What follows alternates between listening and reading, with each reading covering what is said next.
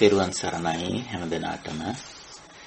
අදත් අපි සුපුරුදු ආකාරයෙන් අපේ සදහම් හමුව ආරම්භ කරන්නටයි මේ සූදානම.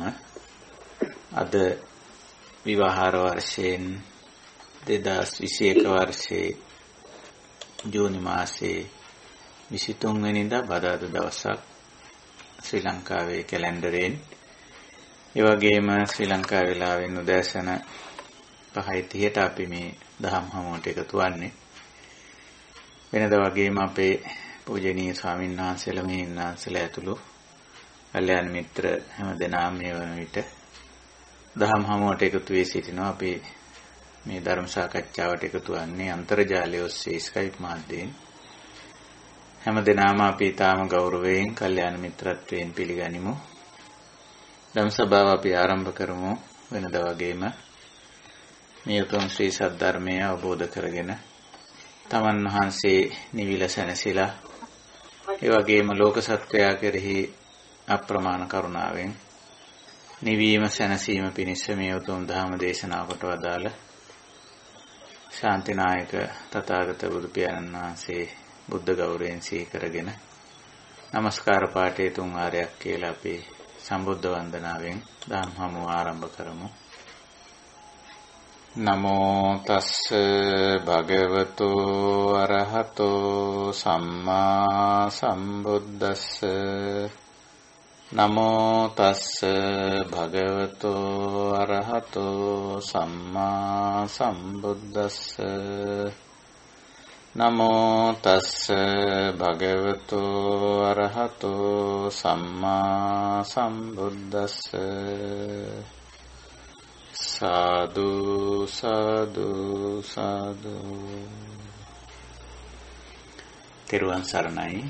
අවසරයි කල්යාණ මිත්‍ර හැමදෙනාගෙන්ම අපේ ධර්ම අවබෝධයේ පිණිස අපි මේ විදිහේ ධම් සභාවක් ධර්ම සාකච්ඡා මාලාවක් පවත්වගෙන ලබනවා.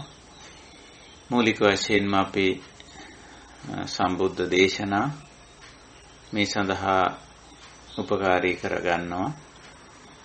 විශේෂයෙන් අපේ ත්‍රිපිටකයේ සූත්‍ර පිටකයේ ඇතුළත් සූත්‍ර දේශනා ඒ විතරක් නෙවෙයි සමහර විට අපි සමීප ශ්‍රාවකයන් වහන්සේලාගේ දේශනා එවැනි ධර්ම සංഭാෂණත් මේ සඳහා අපි සම්බන්ධ කරගන්නවා. කොයි ආකාරයෙන් වුණත් ධර්ම සාකච්ඡාවකට මාතෘකාවක් අවශ්‍යයි. ඉතින් අපි මාතෘකාවන් ඉදිරිපත් කරගන්නේ මේ සූත්‍ර පිටකයෙන් විශේෂයෙන්.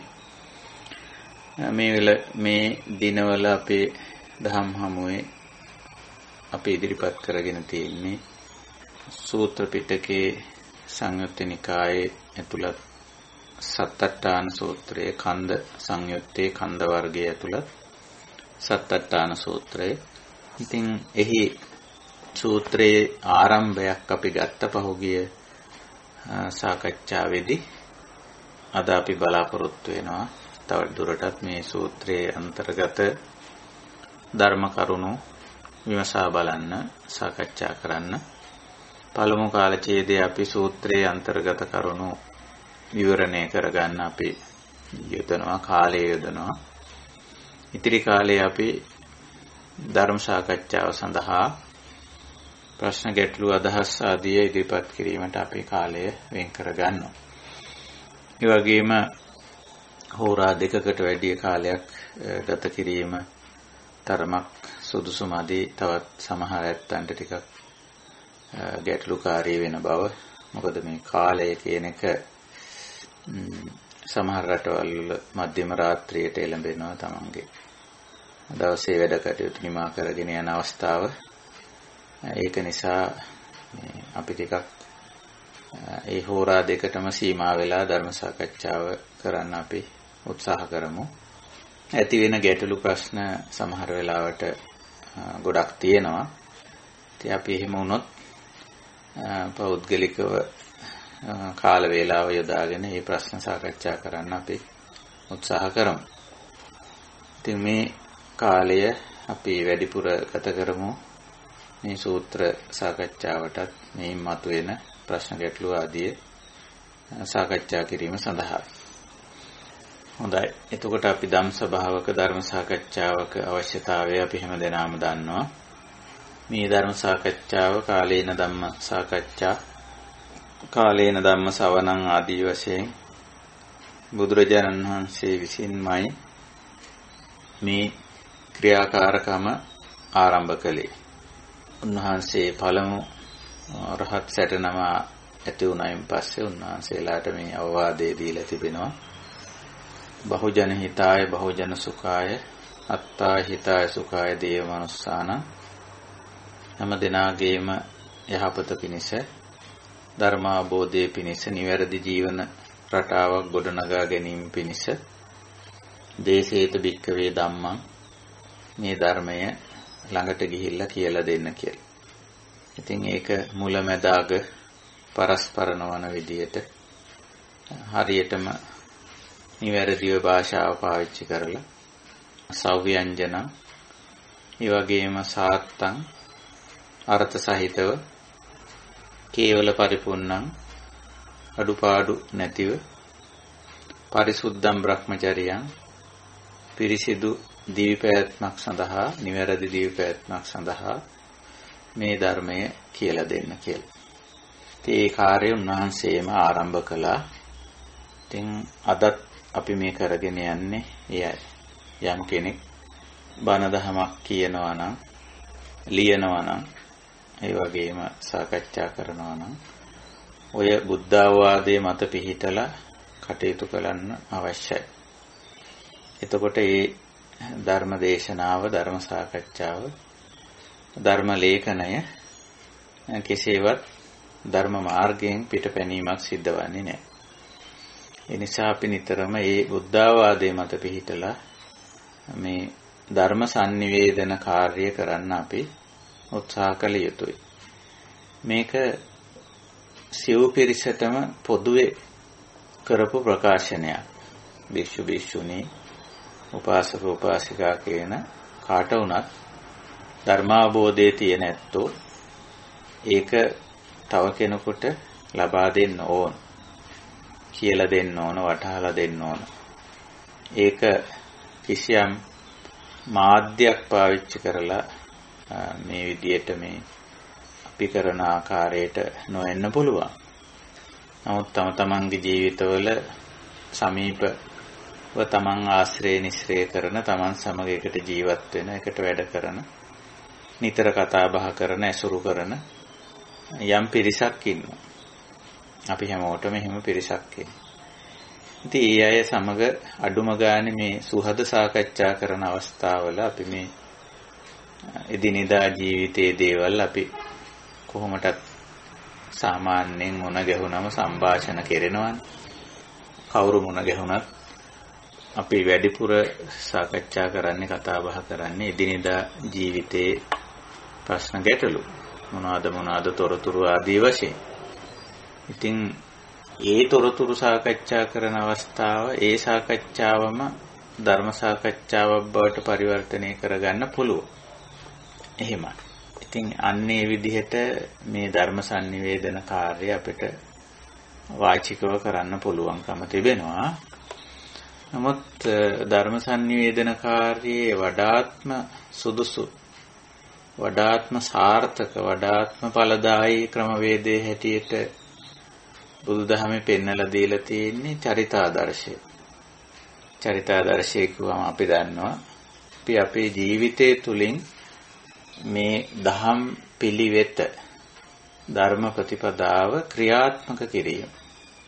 තවත් සරලව කිව්වොත් ධර්මානුකූලව අපි අපේ වැඩ කටයුතු කරනවා. හැම දෙයක්ම එදිනෙදා ජීවිතේ කරන මේ සාමාන්‍ය වැඩ කටයුත්තේ සිට අපි කරන්නා වූ යම්කිසි සුවිශේෂ කාර්යයක් තිබෙනවා නම් ඒ දක්වා හැම දෙයක්ම දැහැමිව දහමට අනුව, දහම් ප්‍රතිපදාවට අනුව කටයුතු කරනවා. ඊළඟට අපේ වචන භාවිතය, කතා බහ ඒත් එහෙමයි. අපි ඒක දැහැමිව කරනවා. ඊළඟට අපේ අභ්‍යන්තරයේ සිතුම් පැතුම් රටාව ඒකත් අපි දැහැමිව පවත්වා ගන්න. ඕක තමයි චරිතාදර්ශය. ඉතින් ප්‍රබලම ධර්ම sannivedana මාධ්‍ය වන්නේ චරිතාදර්ශය. බුදුරජාණන් වහන්සේ පාවිච්චි කරේ වැඩිපුරම ඒක. අපි හිතන්නේ බුදුරජාණන් වහන්සේ හුඟක් මේ දේශනා කළා කියලා, නැත්නම් වචනයෙන් කරන ප්‍රකාශනය වැඩිපුර කරා කියලා අපිට හිතෙන්නේ එහෙමයි. නමුත් උන්වහන්සේ වාචික ප්‍රකාශනයක් කරලා තියෙනවා. නමුත් චරිතාදර්ශය තමයි නිතරම ඉදිරියට අරගෙන තියෙන්නේ. තමන්ගේ ශ්‍රාවකයන්ටත් කිව්වේ ඒකම. ඉතින් අපිට පුළුවන් ওই ක්‍රම දෙකටම ධර්ම sannivedanaya කරන්න. වචනය පාවිච්චි කරලා ලිඛිතව හෝ වාචිකව සාකච්ඡා මාර්ගයෙන් එහෙමත් කරන්න පුළුවන්. ඒ වගේම චරිතාදර්ශය ධර්ම sannivedana කටයුතු කරන්න පුළුවන්. එතකොට මේ දහම සජීවී. චරිතාදර්ශයෙන් ධර්ම sannivedanaya කරනකොට තමයි ධර්මයේ සජීවී බව තේන්නේ. එහෙම නැතුව මේ අපි කරන දේශනාවලින් පොතපත ලිවීම තුළ අපිට කියන්න බෑ ධර්ම සජීවී කියලා. එක්තරා මාධ්‍යයකින් හුවමාරු වීමක් සිද්ධ වෙනවා. සුතමය වශයෙන් අහනෝ කියවන. ඉතින් ඇසීම කියවීම හරහා දහම් දැනුම වර්ධනය වීමක් සිද්ධ වෙනවා. ඉතින් ඒක අවශ්‍යයි. ඒක නැතුව බෑ මේ කාර්යයට. නමුත් දහම සජීවී වෙන්නේ අපි මේ දහම තුල ජීවත් වෙන ප්‍රමාණයට. ඉතින් ඒක නිසා අපි උත්සාහ කරමු දහම සජීවී කරගන්න. ඒ වගේම අපි ධර්ම sannivedanaya කරනවා නම් ඒක චරිතාදර්ශයෙන්ම කරමු. එතකොට අපි ගත කරන මේ ලෞකික ජීවිතය ඒක අපිට නිසි ආකාරයෙන් පවත්වාගෙන යන්නත්, ඒ වගේම ආධ්‍යාත්මික ගුණ වගාවේ ඌට ප්‍රාප්තිය වන නිර්වාණ ධර්මයේ සාක්ෂාත් කරන්නටත් අපිට හැකියාව ලැබෙනවා. ඒකයි. හොඳයි, අපි මේ පොඩි කාරණා කීපයක් මේ ධර්ම sannivedanයට අදාළව මතක් කළේ. අපි අපේ සූත්‍රයට යොමු වෙනවා. අපි තෝරාගත්ත සූත්‍රයේ සත්තට්ඨාන සූත්‍රය. බුදුරජාන් වහන්සේ දේවරම්බහෙර වැඩ ඉන්න අවස්ථාවක භික්ෂූන් නමතා කරපු දේශනාවක් හැටියටයි වාර්තා වෙන්නේ. සත්තට්ඨාන කුසලෝ භික්ඛවේ භික්ඛු ත්‍රිවිධූප පරික්ඛී ඉමස්මින් ධම්ම විනේ කේවලී උසිතවා උත්තම පුරිසෝති. තාම කෙටියෙන් මෙහිමයි උද්දේශය. ශ්‍රාවකයිනේ මේ කාරණා 7ක කුසලෝ සත්තට්ඨාන කුසලෝ මේ කුසලතා 7න් යුක්ත යම් කෙනෙක්. ඒ වගේම ත්‍රිවිධ උපපරික්ඛේ උපපරීක්ෂා 3න් යුක්ත නම් ඉමස්මින් ධම්ම විනේ කේවලී උසිතවා උත්තම පුරිසෝ මේ ධර්ම විනේ කේවල පුද්ගලෙක් යහපත් වූ නිවැරදිම වූ පැවැත්මෙන් යුක්ත කෙනෙක්, උත්තම පෞරුෂයෙන් යුක්ත කෙනෙක් බවට පත් වෙනවා කියලා. ඒක දැන් මේ ධර්ම මාර්ගයේ අපි ගිහිල්ලා බලාපොරොත්තු වෙන தත්වය ඔන්නෝක. දැන් මේ කේවලී උසිතවා උත්තම පුරිසෝ කියන වචන තුنين කියවෙන්නේ නිවන් සාක්ෂාත් කළ පුද්ගලයාගේ. රහතන් වහන්සේ කියලා අපි කියන්නේ අරිහත් තත්වය මේ කියන්නේ. කේවලී කියන වචනේ අපි කලින් සාකච්ඡාවේදී පැහැදිලි කරා. කිසිම දෙයකට අඩංගු නොවන පුද්ගලයෙක් බවට පරිවර්තනය වෙනවා. තවත් ඊට වැඩිය සරලව කිව්වොත් කිසිම ඇලීමක් බැඳීමක් මුලා වීමක් නැති. දැන් සතිපට්ඨාන දේශනාවේ පාවිච්චි කරලා තියෙන අනිශ්චිත කියන වචනේ කේවලී කියනවා. අනිශ්චිත පුද්ගලයෙක් වෙනවා. ඒ කියන්නේ කිසිම දෙයක් සමග සම්බන්ධයක් නැත්තම් තණ්හා වශයෙන් ගැනීමක්, මාන වශයෙන් මැනීමක්, දික්ටි වශයෙන් පැටලීමක් නැත්තම් මේ ගැනීම, වෙලීම්, පැටලීම් නැත්තම් ඒ තැනත්ත මොහොකටවත් අඩංගු වෙන්නේ නැහැ, ඇතුළත් වෙන්නේ නැහැ, අදාළ වෙන්නේ නැහැ. ඒක ටිකක් හිතා ගන්න බැරි ස්වභාවයක්. සාමාන්‍ය මිනිස්සෙක් කොතනට හරි අඩංගු වෙලා තියෙන, ඇතුළත් වෙලා තියෙන, අදාළ වෙලා තියෙන, ගණනය වෙලා තියෙන, කවුන්ට් වෙලා තියෙන නිතර. එහෙම ඉන්නකොටම ඒකේ තියෙනවා ඇලීමක්, ගැටීමක්, මුලාවක් තියෙනවා. නැත්නම් නිශ්චිත භාවයක් තියෙනවා. මේ කේවලී කියන්නේ එහෙම එකක් නෑ කියන එකයි. අනිශ්චිත කියන තේරුම. මේ pāli භාෂාවේ ඉදලා තියෙන වචන ටිකක් ගැඹුරු වචන. බොහොම ගැඹුරු වචනයක් කේවලී කියන්නේ. අනිශ්චිත කිසිදු ආකාරයක ඇලීමක්, ගැටීමක්, මුලාවක් නැති කෙනෙක්. අනිත් පැත්තෙන් වසිතවා කිසිම දෙයකට අඩංගු නොවුනත්, අදාළ නොවුනත් ඒ තැනැත්තාගේ පැවැත්ම ඊටාම ඉහළම මට්ටමින් පවතිනවා. ඒ ඔහු ජීවත් වෙනවනේ. අපි මේ කතා කරන්නේ මියගිය තැනැත්තෙක් ගැන නෙමෙයි. රහතන් වහන්සේ කියලා කියන්නේ මේ අපිට දැක ගන්න පුළුවන් අපිට සමග ජීවත් වෙන කෙනෙක්. එතකොට ඉහළම පැවතුම් ඇති පුද්ගලයෙක්. කියන්නේ තවත් සරලව කිව්වොත් තමන්ට අනුන්ට අත්ත පර කියන වචන බුදුදහමේ තමන් කියන එකට අත්ත කියන වචනේ තමා නොවන සියල්ල පර කියන වචනෙනොත් අදහස් කරන ධර්මය. එතකොට අත්ත හිත, පරහිත, උභය හිත. මේ උසිතවා පුද්ගලයාගේ ස්වභාවය. තමන්ට හිත පිණිස, අනුන්ට හිත පිණිස, තමන් අනුන් ඇතුළු සමස්තයට හිත පිණිස පවතින ආකාරයේ ජීවන චර්යාවක් ගත කරයි. අනිත් පැත්තට කිව්වොත් නේව අත්තව්‍යාබාදාය න පරව්‍යාබාදාය න උභයව්‍යාබාදාය. තමන්ට අනුන්ට තමන් අනුන් ඇතුළු සමස්තයට අහිත නොවන ආකාරයෙන් ජීවත් වෙන. ඉතින් ඒකම තමයි උත්තම පෞරුෂය කියලා කියන්නේ. උත්තම පුරුෂෝ කියලා කිව්වේ උත්තම පෞරුෂය කියන එක. පෞරුෂය කිව්වම අදහස් කරන්නේ කායික හැසිරීමයි, වචන භාවිතයේ ආදී චර්යාත්මක අංශය.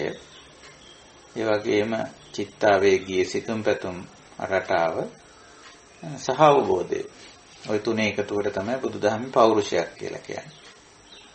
ඉතින් උත්තම පුරිසෝ ඉහළම උසස්ම නිවැරදිම පෞරුෂයක් ඇති පුද්ගලයෙක් බවට පත් වෙනවා මේ සත්තට්ඨාන කුසලය. ත්‍රිවිධ උපපරීක්ෂාව තියෙන පුද්ගලයා.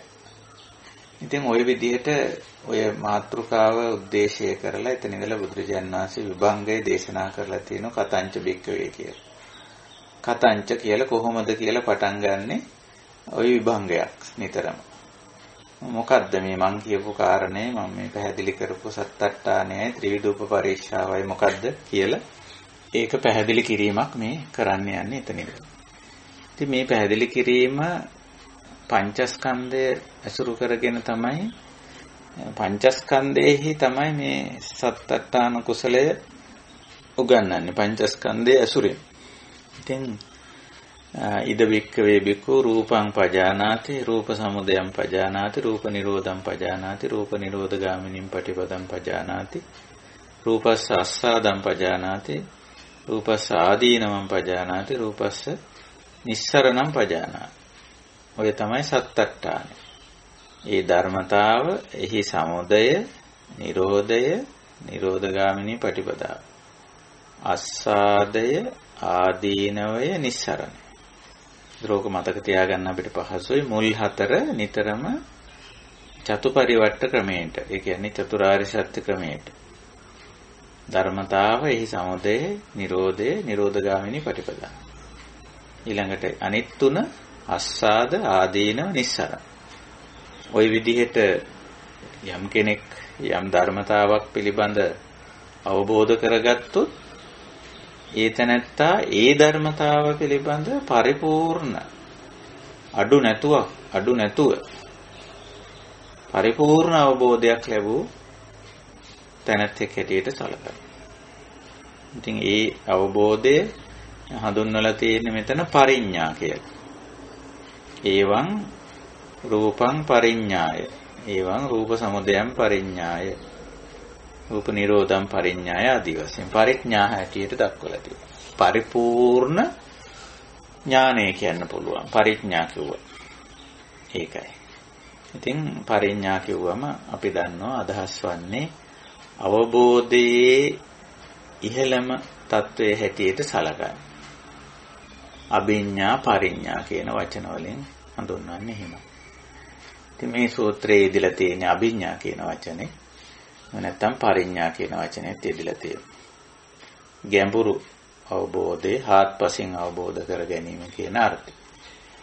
එතකොට අපි මේ සූත්‍රය ආරම්භ කර පහුගිය ධර්ම සාකච්ඡාවේදී මේ රූප කියන රූප ධර්මයට අදාළව මේ සත්‍යත්තානය තේරුම් ගන්න උත්සාහ කරා.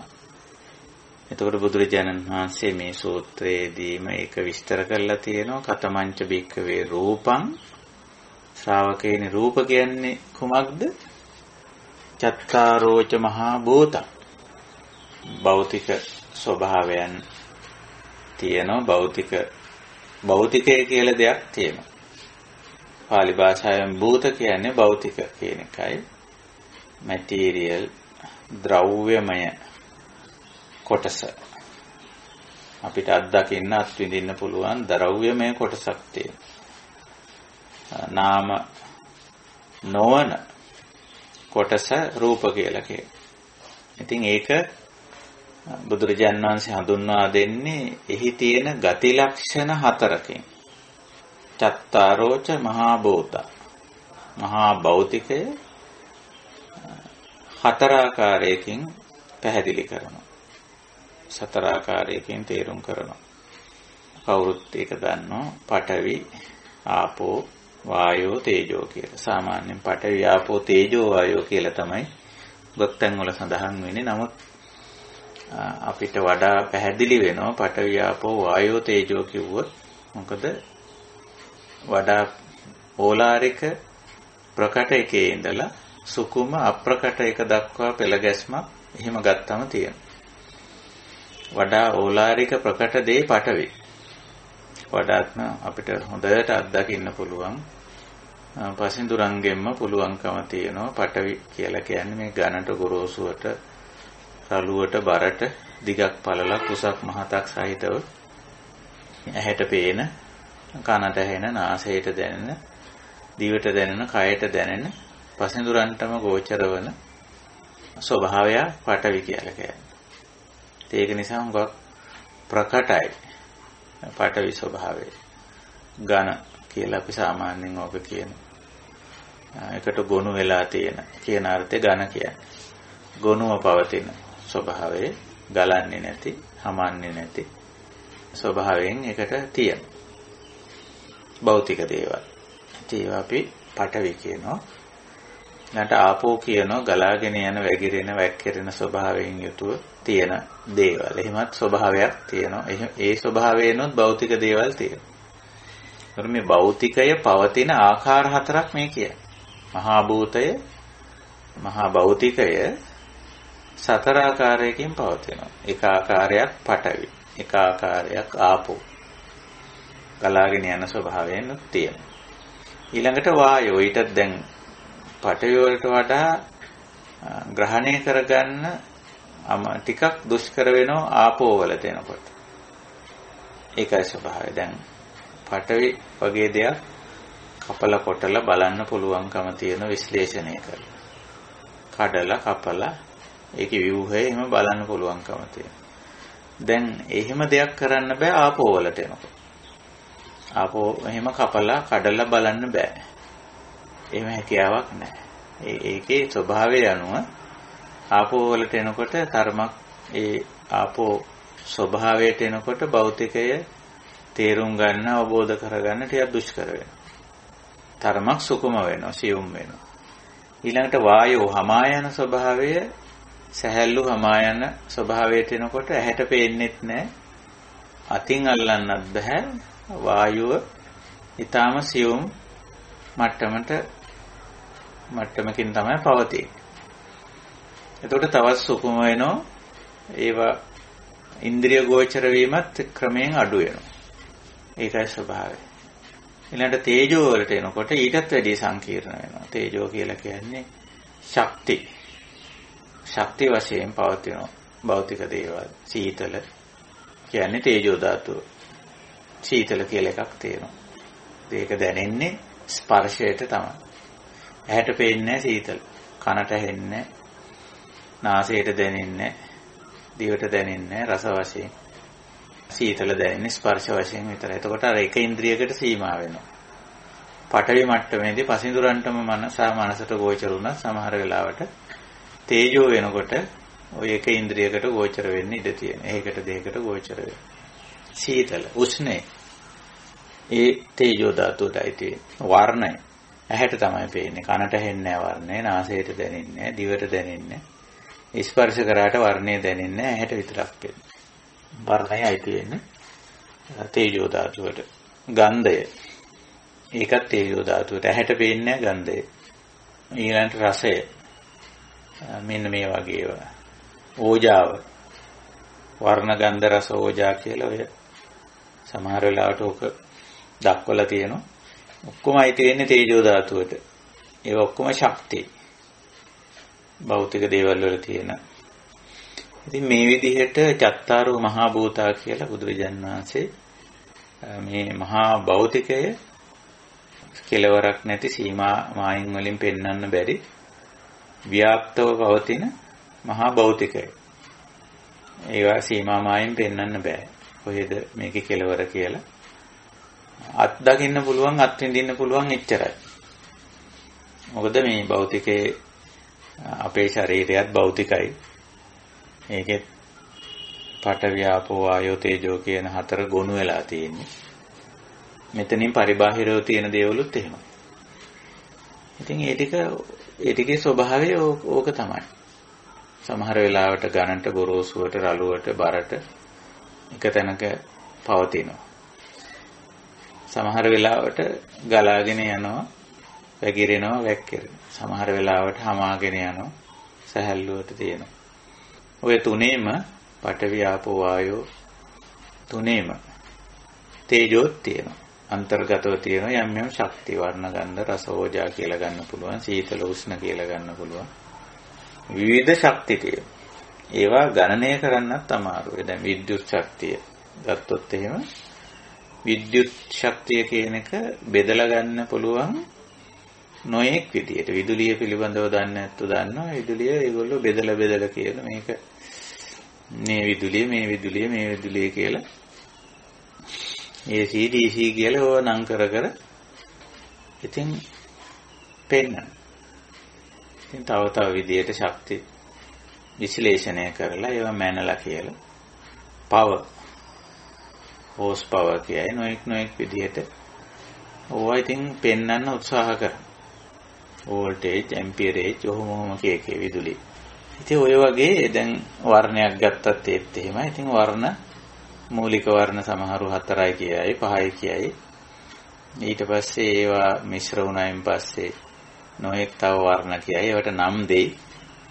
විවිධ විදිහෙන්. ඉතින් ඕක විශ්ලේෂණය කරන්න නම් පටබඳින්න නාමකරණය කරන්න කියොත් ඉවරයක් නැති වැඩක්. භෞතික විද්‍යාව, රසායන විද්‍යාව, ජීව විද්‍යාව වගේ විද්‍යාවන් වලින් උත්සාහ කරලා තියෙන භෞතිකයේ ස්වરૂපයේ ස්වභාවයේ ගති ලක්ෂණ අනාවරණය කරන්න. ඉතින් ඕක ඇත්ත වශයෙන්ම කෙලවරක් නැති වැඩක්. ඕක කෙලවර කරන්න ගියොත් එහෙම ඕක හරි මෝඩ වැඩක් වෙනවා. නමුත් ඒ වුණාට මේ භෞතික විද්‍යාවෙන් මේ මෝඩ වැඩේ කරගෙන යනවා. තවමත් ඒක නතර කරලා නැහැ. හොයලා බලනවා මේකේ තව කෙලවරක් තියනවාද, තව මොනවද මේකේ පැතිකඩයන් ස්වરૂපයන් කියලා.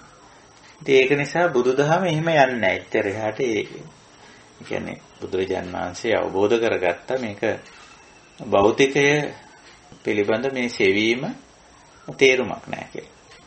එක්තරා මැද තැනකදී මේක මධ්‍යස්ථ ස්වરૂපයෙන් මේක හඳුන්වා දීලා තියෙනවා. එක පැත්තක් තමයි භෞතිකයේ ප්‍රතික්ෂේප කිරීමක් නැහැ බුදුදහමේ.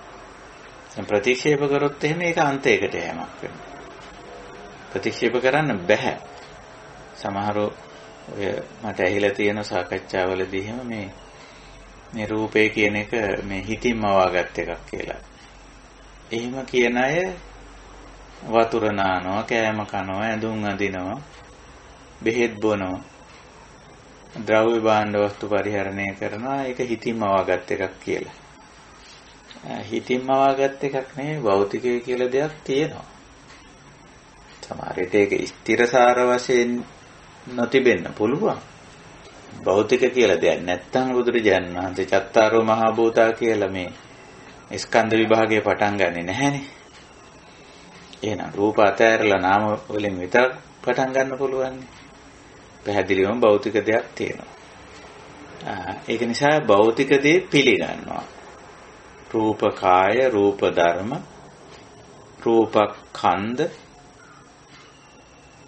රූපෝපාදානඛණ්ඩ, රූප කියන වචනයෙන් අදහස් කරන යම්කිසි දෙයක් තියෙනවා. රූප ගණේ යමක් තියෙනවා. ඒක නිසා ඔය සමහර නිකන් හදාගත්ත හාස්‍යජනක ප්‍රකාශන සතර මහා භූත නැත්නම් මේ භෞතික දේවල් හිතින්ම වාගත් ඒවා කියලා. ඒවා අවබෝධයක් නැතුව කරන ප්‍රකාශන. ඒක නිසා මේවා අවබෝධ කරගන්න කියන්නේ ඒකයි බුදුරජාණන් වහන්සේ මේ සත්තට්ඨාන කුසලය වැදගත් වෙන්නේ ඒ අදහස්.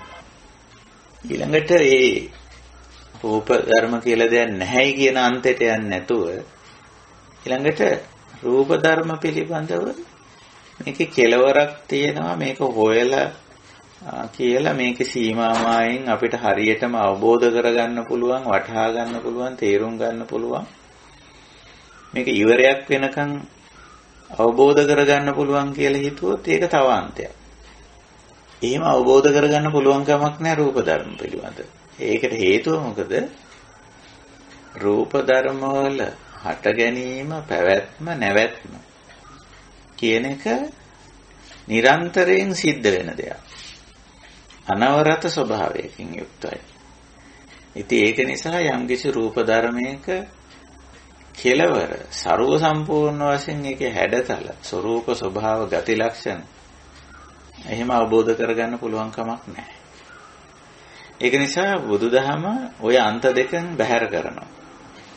භෞතික දේවල් ගැන හැදෑරීමේදී බැහැර කරලා මැදට ගේනවා.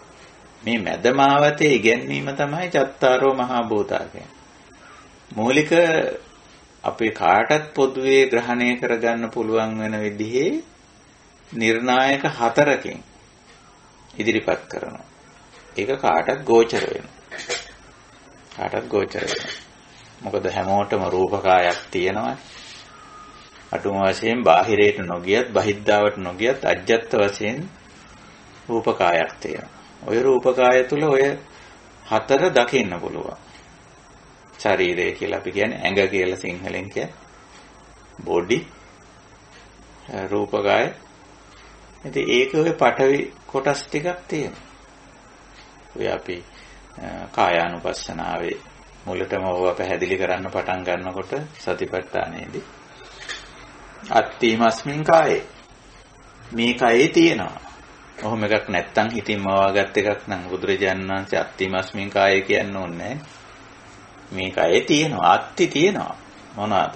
කේසාලෝමා නඛා දන්තා තචෝ මන්සන්නහරු ආදී වශයෙන් කියාගෙන යන්නේ ඒවට සම්මත ලෝකයේ දීලා තියෙන නම් ඔය බුදුහාමුදුරු දීපු නම් නෙවෙයි. මිනිස්සු වට කියපු නම්. කේසා කිව්වේ බුදුහාමුදුරු නෙවෙයි. ඒක මේ ලෝකෙ මිනිස්සු ඔළුවේ තියෙන කළු පාටට දිගට හීනියට තියෙන යම්කිසි භෞතික කොටසක්. පඨවි කොටසකට කේසා කිව්වා. අංග පුරාම තියෙන ඒ වගේ පුංචි කොටස් වලට ලෝමා කිව්වා. ඇඟිලි අග තියෙන යම්කිසි භෞතික කොටසකට නකා කිව්වා. කටේ උඩු ඇන්දේ යටි ඇන්දේ තියෙන යම්කිසි භෞතික කොටසකට දන්තා කිව්වා. මුළු ශරීරයම වැහිලා තියෙන රෙද්දක් වගේ තුනී පටලයට තචෝ කිව්වා. ඉතින් ඕවා මේ බුදුහාමුදුරන්ගේ නාමකරණ නෙමෙයි.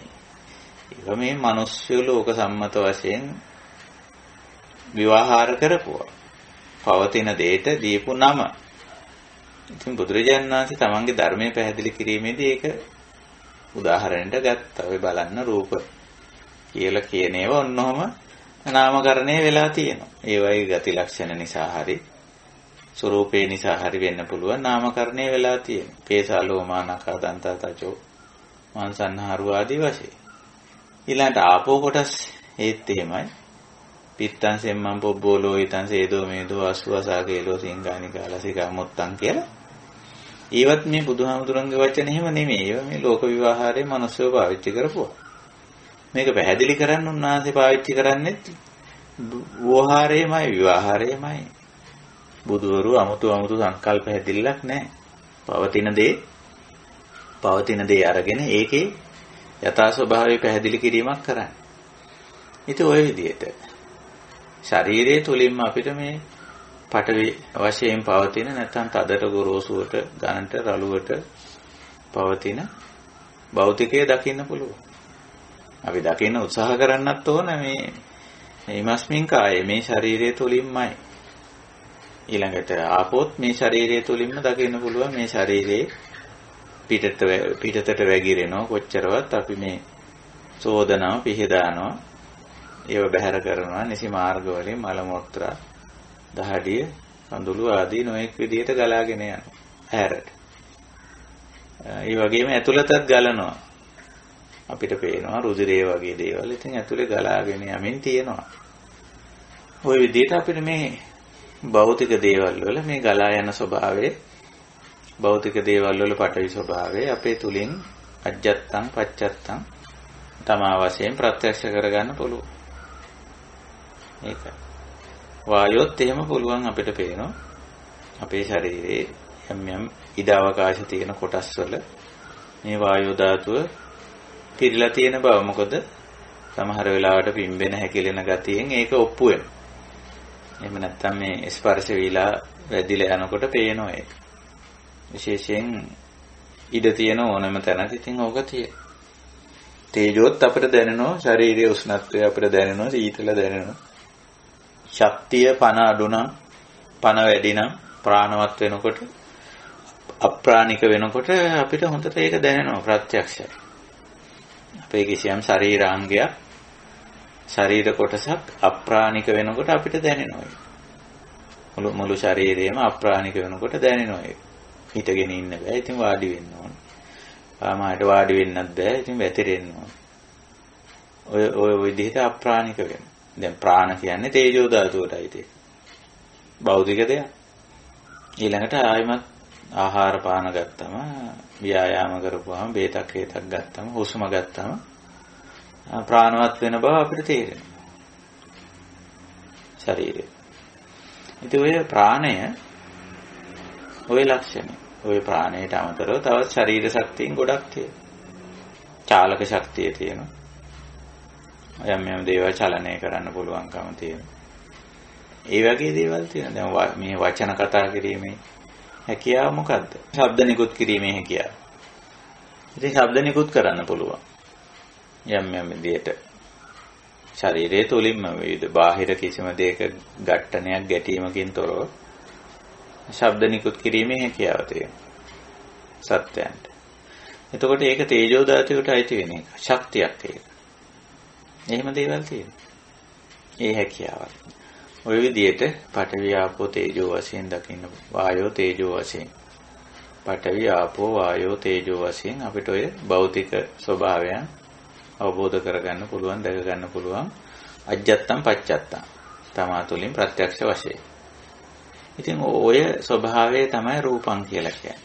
ඊට පස්සේ ඔය ඊළඟට බුදුරජාන් වහන්සේ පැහැදිලි කරන චතුර්ණංජ මහා භූතාන උපාදාය කියලා ඔය ඕවා උපාදාය එකට ගොනු වෙලා තියෙන්නේ කොහොමද? පඨවි කිව්වට ඒ පඨවි ගතිය වෙන් කරන්න බෑ. ආපෝ වෙන් කරන්න බෑ, වායෝ වෙන් කරන්න බෑ, තේජෝ වෙනම ගන්න බෑ. වෙනම ගන්න පුළුවන් කමක් නෑ. ඒක නිකන් සරල උදාහරණයක් කිව්වොත් මේ දැල් වෙන පහනක් වගේ. දැල් වෙන පහනක පඨවි ආපෝ වායෝ තේජෝ හතරම තියෙනවා. ඒතර ඕකෙන් මොකක්වත් වෙන් කරලා පැත්තකට ගන්න බෑ. ඒක එකට තියෙන. අපේ ශරීරයත් එහෙම. අපේ ශරීරයේ තියෙන සතර මහා භූත වෙන් කරන්න බෑ. එකට පවතින. ඒකයි උපාදාය කියලා කිව්වේ. චතුර්ණංච මහා භූතානං උපාදාය රූපං. රූපේ අත්වශයෙන්ම තියෙන්නේ අර හතරෙන් වෙන් කරලා කිව්වට තේරුම් ගැනීම සඳහා එකට තියෙනවා. ඊළඟට පැහැදිලි කරනවා ඉදං උච්චති භික්ඛවේ රූපං කියලා. මේක තමයි රූප කියන්නේ. ආහාර සමුදය රූප සමුදය. මේ රූප ධර්ම මොන රූප ධර්මය වුණත් හටගන්නේ. සමුදය කියන්නේ සාමාන්‍යයෙන් හටගැන්ම කියන අර්ථයේ පාලි භාෂාවෙන්. ආහාර සමුදය. ආහාරයේ හටගැන්මෙන් ඒ රූප ධර්මය හටගන්නවා. ආහාරය කිව්වම අපිට ටිකක් හුඟක් වෙලාවට අපිට කල්පනා වෙන්නේ ඔය කබලීකාර ආහාරේ. ආහාර කියන වචනේ වැඩිපුර භාවිතා වෙන්නේ කබලීකාර ආහාර වලට. නමුත් කබලීකාර ආහාර මූලිකයි මේ රූප ධර්ම සඳහා.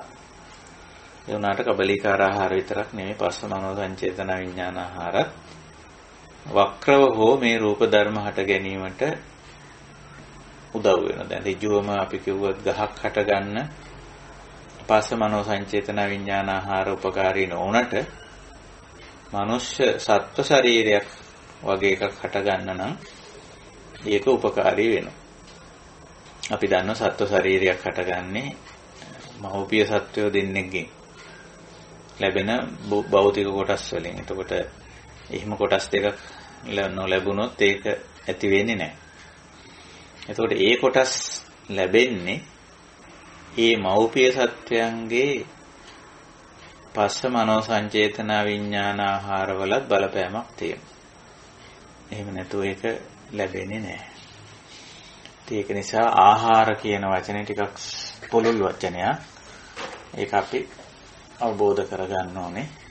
ආහාර කියන වචනේ. අපි ඒක වෙන සාකච්ඡාවල කතා බහ කරලා තියෙන නිසා අපි බලාපොරොත්තු වෙන්නේ ගොඩක් දීර්ඝ වශයෙන් ඒක සාකච්ඡා කරන්න.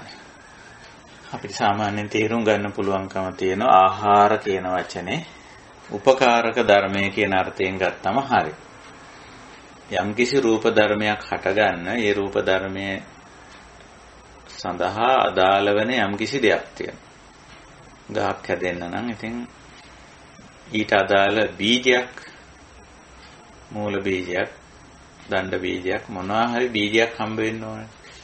ඒ බීජය විතරක් නෙමෙයි ඊට පස්සේ පඨවි රසය, වායෝ ධාතුව, තේජෝ ධාතුව අපහෝ ඒවමත් එකතු වෙනවා. දැන් සූර්යාගෙන් ලැබෙන්නේ තේජෝ. වායෝ ධාතුව මහ පොළොවෙන්, තවත් ආපෝ ධාතුව, පඨවි ධාතුව මේ ඔක්කොම හම්බ වෙලා තව ටික ආයමත් හම්බ වෙන්නේ බලපුවම මේ ටිකම තමයි.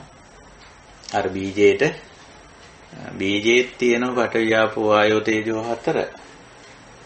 තව ඒකේ පැලවෙන්න නැත්තම් රෝපණය වෙන්න ගහක් බවට පරිවර්තනය වෙන්නත් උපකාරී වෙන්නේ ආයිමත් හතර මහා භූත තමයි. සත්ව නොවන ශාක සම්බන්ධයෙන් නැත්තම් සත්ව නොවන කියලා අපි කියමු. සත්ව නොවන කොටස් රූප ධර්ම සම්බන්ධයෙන් එහෙමයි.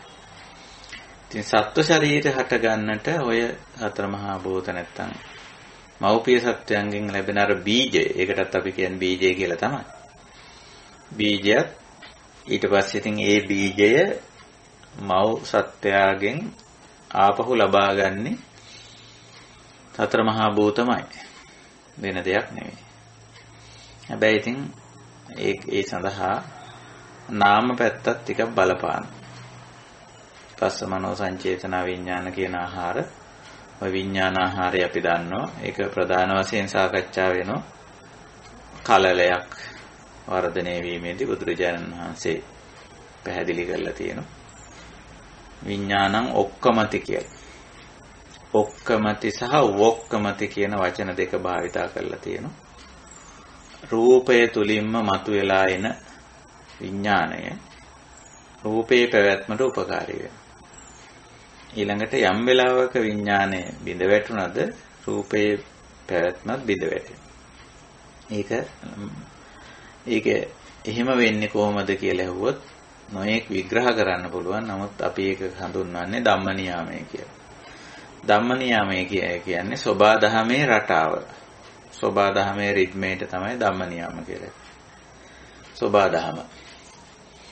ඉතින් සෝබා දහම විදියටම තේරුම් ගත්තා මුල් මානවය. ඒ කියන්නේ හුඟා බුද්ධිමත් මට්ටමේ මානවයා සෝබා දහම විදියට තේරුම් ගත්තා. ඊට පස්සේ මේ මානවයාගේ අවබෝධය අඩු වෙන්න සමහර මානවයෝ හිතාගත්ත සබාධම කියන්නේ නොපෙනෙන බලවේගයක් දෙයියෙක් මෞංකාරයේ බ්‍රහ්මේ ඕම කියලා හිතාගත්තා. ඉතින් පස්සට යනකොට සබාධම පිළිබඳව අවබෝධයේ යම්කිසි වෙනසක් වුණා. ආයිමත් දැන් අවබෝධ කරගෙන තියෙන සබාධම කියලා කියන්නේ හේතුඵල ධර්මානුකූලව ඇති වෙලා පැවතිලා නැති වෙලා යන දෙයක් කියලා. ඉතින් බුදුදහම ඒක පැහැදිලි කරලා තියෙන ඒ විදිහටම සබාධමමයි එය හේතුඵල ධර්මතාවයක් හටගෙන පැවතිලා නැති වෙලා යනවා කියලා. ඉතින් ওই විදිහට සතර මහා භූත පිළිබඳ අවබෝධය නැත්නම් මේවායි හට ගැනීම මේ එක්තරා විදිහකට හට ගන්නවා එක්තරා විදිහකට පවතිනවා නැති වෙලා යනවා. ඉතින් ධම්ම නියාමයේ හැටියට පෙන්වන්නේ පටිච්ච සමුප්පන්න ධර්මය කියලා යෝගකට අපි කියන්නේ. ගැඹුරින් හේතුඵල ධර්මතාව. ඉතින් එහෙමයි. ඉතින් ඔය ආකාරයට රූපයට හේතුව ආහාර. ආහාර සමුදය රූප සමුදය. අනිත් පැත්තට රූපේ නැවැත්මට නිමා වීමටත් ඒකමයි හේතුව. ආහාර නිරෝධා රූප නිරෝධ. ඒ ස්වභාවය.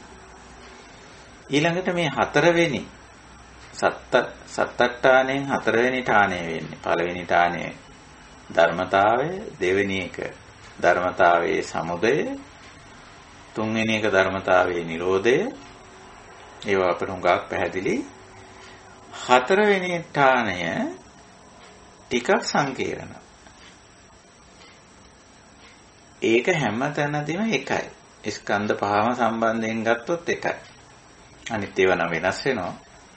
නමුත් ස්කන්ධ පහ සම්බන්ධයෙන් ගත්තොත් හතරවෙනි ඨාණය සමානයි. මොකද්ද?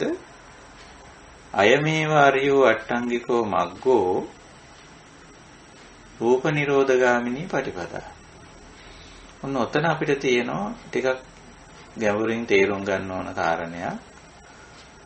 රූප නිරෝධ කිව්වම ඔය සතර මහා භූත නිමා වීම නැත්තම් නිමා කිරීම නිමා වීම කියලා තමයි අපිට එතන ගන්න වෙන්නේ. නිමා කරන්න යන්නේ අපි ඒකත් එක්ක පොරබැදිල්ලක් නැහැ. නිමා වෙනවා. එතකොට නිමා වීම අපි අවබෝධ කරගන්නවා. අවබෝධ කරගන්නට අපිට සම්මා දිට්ඨිය තියෙනවා. ප්‍රධාන වශයෙන් මේක මේ හේතුඵල ධර්මානුකූලව හටගෙන හේතුඵල ධමයට අනුව පැවතිලා හේතුඵල ධමයට අනුව නිමා වෙනවායි කියන්නේ. ඒ අවබෝධය තිබුණොත් නිරෝධය කියන්නේ රූප නිරෝධය අපි බාර ගන්නවා පිළිගන්නවා. බාර ගන්න සූදානම් අපි. පිළිගන්න සූදානම්. ගැටලුවක් වෙන්නේ රූප නිරෝධය. හැබැයි සම්මා දිට්ඨිය නැතොත් රූප නිරෝධය ගැටලුවක් වෙනවානේ. සරල උදාහරණ වලින් අපි කතා කරමු. එතකොට මේක තේරෙයි. දැන් මේ අපේ රූපකායම ගන්න. රූපකායෙන් අපි වඩාත්ම බැඳිලා ඉන්නේ තේජෝ ධාතුවට.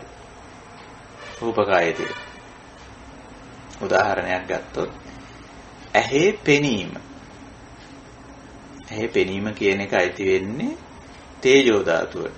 ඒක ශක්තියක්. හැබැයි පඨවි ආපෝ වායෝ තුනෙන් තොරව තේජෝ පවතින්නේ නැහැ. එතකොට මේ ඇහි තියෙන පඨවි කොටස්, ඇහි තියෙන ආපෝ, ඇහි තියෙන වායෝ, ඇහි තියෙන තේජෝ වලින් තොරව මේ තේජෝ ධාතු පෙනීම කියන ශක්තිය එන්නේ නැහැ. හැබැයි අපි වඩාත් කැමති අපිට අවශ්‍ය මොකක්ද ඇහුවොත් ඇහැනම් පේන්න ඕන. පේන හැක් තියෙන්න ඕන කියලා අපි කියන්නේ. ඒක ඉතින් මත ભેදකාරී අදහසක් නෙවෙයි. කවුරුත් පොදුවේ පිළිගන්න කාරණා. ඇහැ පේන්න ඕන කියලා. එතකොට මේ පෙනීම මේ භෞතික දෙයක් මේක පේනවයි කියන්නේ. පෙනීමට අදාළ හතරම පඨවි ආපෝ වායෝ තේජෝ හතරම භෞතිකයි. ඉතින් පෙනීම කියන එක චක්කු විඥානයේ උපකාරයෙන් සිද්ධ වෙනවා. අන්තිමට ඒක අපි ඒක පොඩ්ඩක් කොහොම තියලා මේ ඇහි පෙනීම කියන මේ භෞතික ස්වභාවය නැත්නම් අපි ඔකට චක්කු ප්‍රසාද කියලා කියනවා. සමහර වෙලාවට ධර්ම විග්‍රහවල එහෙම වචනයක් අපිට හම්බ වෙනවා. අටුවාවල එහෙම. චක්කු ප්‍රසාද කියලා. අන්න ඒකට තමයි අපේ ප්‍රමුඛතාවය තියෙන්නේ. එතකොට ඔය ප්‍රමුඛතාවයේ අපි දීලා තිබුණට ඔය භෞතික නැත්නම් ඔය තේජෝ ධාතුවට අපි පිළිගන්නේ නැත්නම් මේක මෙහෙමයි සමුදය වෙන්නේ, මෙහෙමයි පවතින්නේ, මෙහෙමයි නිමා වෙන්නේ කියන එක. විශේෂයෙන් නිමාව, නිරෝධය, අවසන් වීම, කෙලවර වීම අපි පිළිගන්නේ නැත්නම් ඔන්න එතන දුක හට ගන්නවා. ඔන්න එතන ප්‍රශ්නයක් වෙනවා. ගැඹුරු විදර්ශනාවට ගිහිල්ලා බලපුවාම අපිට මේ ඇහි පෙනීම යම් අවස්ථාවකදී ඒක ඇති වෙනවා. අර සතර මහා භූත ටික හරියට සකස් වෙලා තිබුණොත් මව කුසෙන් එළියට එනකොට ඇහි සතර මහා භූත ටික උපාදාය රූපය කියලා අපි කියමු ඒකට. ඇහැට අදාළ පෙනීමට අදාළ සියලුම කොටස් ටික එකට ගත්තම චක්කු ඉන්ද්‍රිය කියලාත් කියනවා. නැත්තම් චක්කු උපාදාය රූපය කියලා අපිට කියන්න පුළුවන්. ඒක මව කුසෙන් එළියට එනකොට සකස් වෙලා තිබුණොත් මව කුසෙන් එළියට ඇවිදින් ටික දවසක් යනකොට පේන්න පටන් ගන්නවා. යම් කිසි වර්ණ රූපයක් දැක ගන්න පුළුවන්. ඔන්න හටගත්තා. මොකද්ද? අර චක්කු ප්‍රසාද කියන තේජෝ ධාතු ශක්තිය දැන් පේනවා. පේනකොට මේ පෙනීම නිසා චක්කු රූප බලනවා කියලා අපි කියන්නේ. ඉතින් පෙනීම නිසා විඳීමක් හම්බ වෙනවා. විඳීම නිසා බැඳීමක් ඇති වෙන්නත් පුළුවන්. දැන් අපි බලන්න ඕන, ඇහත් ඕන. ওই ටික ඕන අපිට දැන්. හැබැයි මේ බලන්න ඕනකම තිබුණත් ඇහැ අපිට ඕන විදියට හැමදාම තියෙන්නේ නැහැ. චක්කු ප්‍රසාදයේ සමුදය වුණා වගේම නිරෝධ වෙනවා. නිවා වෙනවා. ඉතින් ඕක සමහර වෙලාවට අපි බාර ගන්න පිළිගන්න කැමති නැහැ. එච්චර තේරුම් ගත්තට සම්මා දිට්ඨි තිබුණාට සංකප්ප එච්චර සකස් වෙන්නේ නැහැ. හරි අමාරුයි සංකල්පය ගොඩනගන්නේ. මේක පිළිගන්න හරි අමාරුයි. ඉතින් මොකද වෙන්නේ? පිළිගන්න අමාරු වුණොත් එහෙම ආපහු දුක එනවා. ඇයි මෙහෙම වුනේ? ඇයි මේ හැපෙන්නේ නැතුව ගියේ? ආදී වශයෙන් කියලා. නමුත් ඉතින් අපි මේක සම්මා සංකල්පයකට આવොත් සම්මා දිට්ඨියටයි සම්මා සංකල්පයට આવොත් අපිට ඉතින් මේ ඇහි තේජෝ ධාතුව නිරෝධ වීම නැත්තම් පැහැදිලි භාෂාවෙන් කිව්වොත් ඇහි පෙනීම අවසන් වීම ප්‍රශ්නයක් නෙවෙයි. හැබැයි මේ සම්මා දිට්ඨියයි සම්මා සංකල්පයයි නැත්තම් දුක ඇති වෙනවා. නැත්තම් දුක හට ගන්නවා. ඊළඟට වාචා කම්මන්ත ආජීව ඇහැ සම්බන්ධයෙන් නැතර චක්කු ප්‍රසාදේ ඇහි තේජෝ ධාතුව සම්බන්ධයෙන් කතා බහ ක්‍රියාකාරකම් සහ ජීවනෝපාය දීපෑත්ම ඇතුලේ කොහොමද අපේ ඉතින් කතා බහත් අර සම්මා දිට්ඨියට අදාළ නම් කතා කිරීම වගේම වචන භාවිතය ඒ වගේම අපේ ක්‍රියාකාරකම් අරක පිළිගන්න මට්ටමින් අපි ක්‍රියාකාරී වෙනවා. පිළිගනිමින් කතා කරනවා නම් සම්මා වාචා කිව්වම ඒ තේජෝ ධාතුව මෙහෙම හටගෙන මෙහෙම පැවතිලා මෙහෙම නැති වෙනවා කියලා අවබෝධයි. සම්මා සංකල්ප කියන්නේ ඕ ඒක එහෙමයි කියලා පිළිගන්න. ඊළඟට කතා බහේදීත් ඒක එහෙමම පිළිගන්න. ක්‍රියා කිරීමේදී ඒ Nirodhe පිළිගන්න. කම්මන්ත කියන්නේ ඒක. ඔක්කොම දැන් සම්මා වෙලා තියෙන්නේ.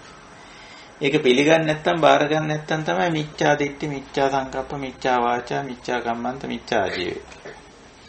එතකොට වායාමයන් මිච්ඡාව පැත්තට හැරෙනවා. අතියත් හැරෙනවා, සමාධියත් හැරෙනවා. නෑ.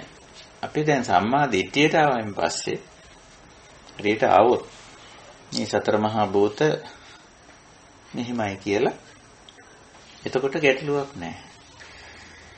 එතකොට ඇත්තටම මේ රූප නිරෝධ ගාමිනී පටිපදාව හැටියට ආර්ය ශ්‍රාංගික මාර්ගය ඉදිරිපත් කරලා තියෙනයි කියන එක ඔතන තමයි හුඟක් අයට පැහැදිලි නැති තැන. තේරුම් ගන්න හරි දුෂ්කර තැන උතන.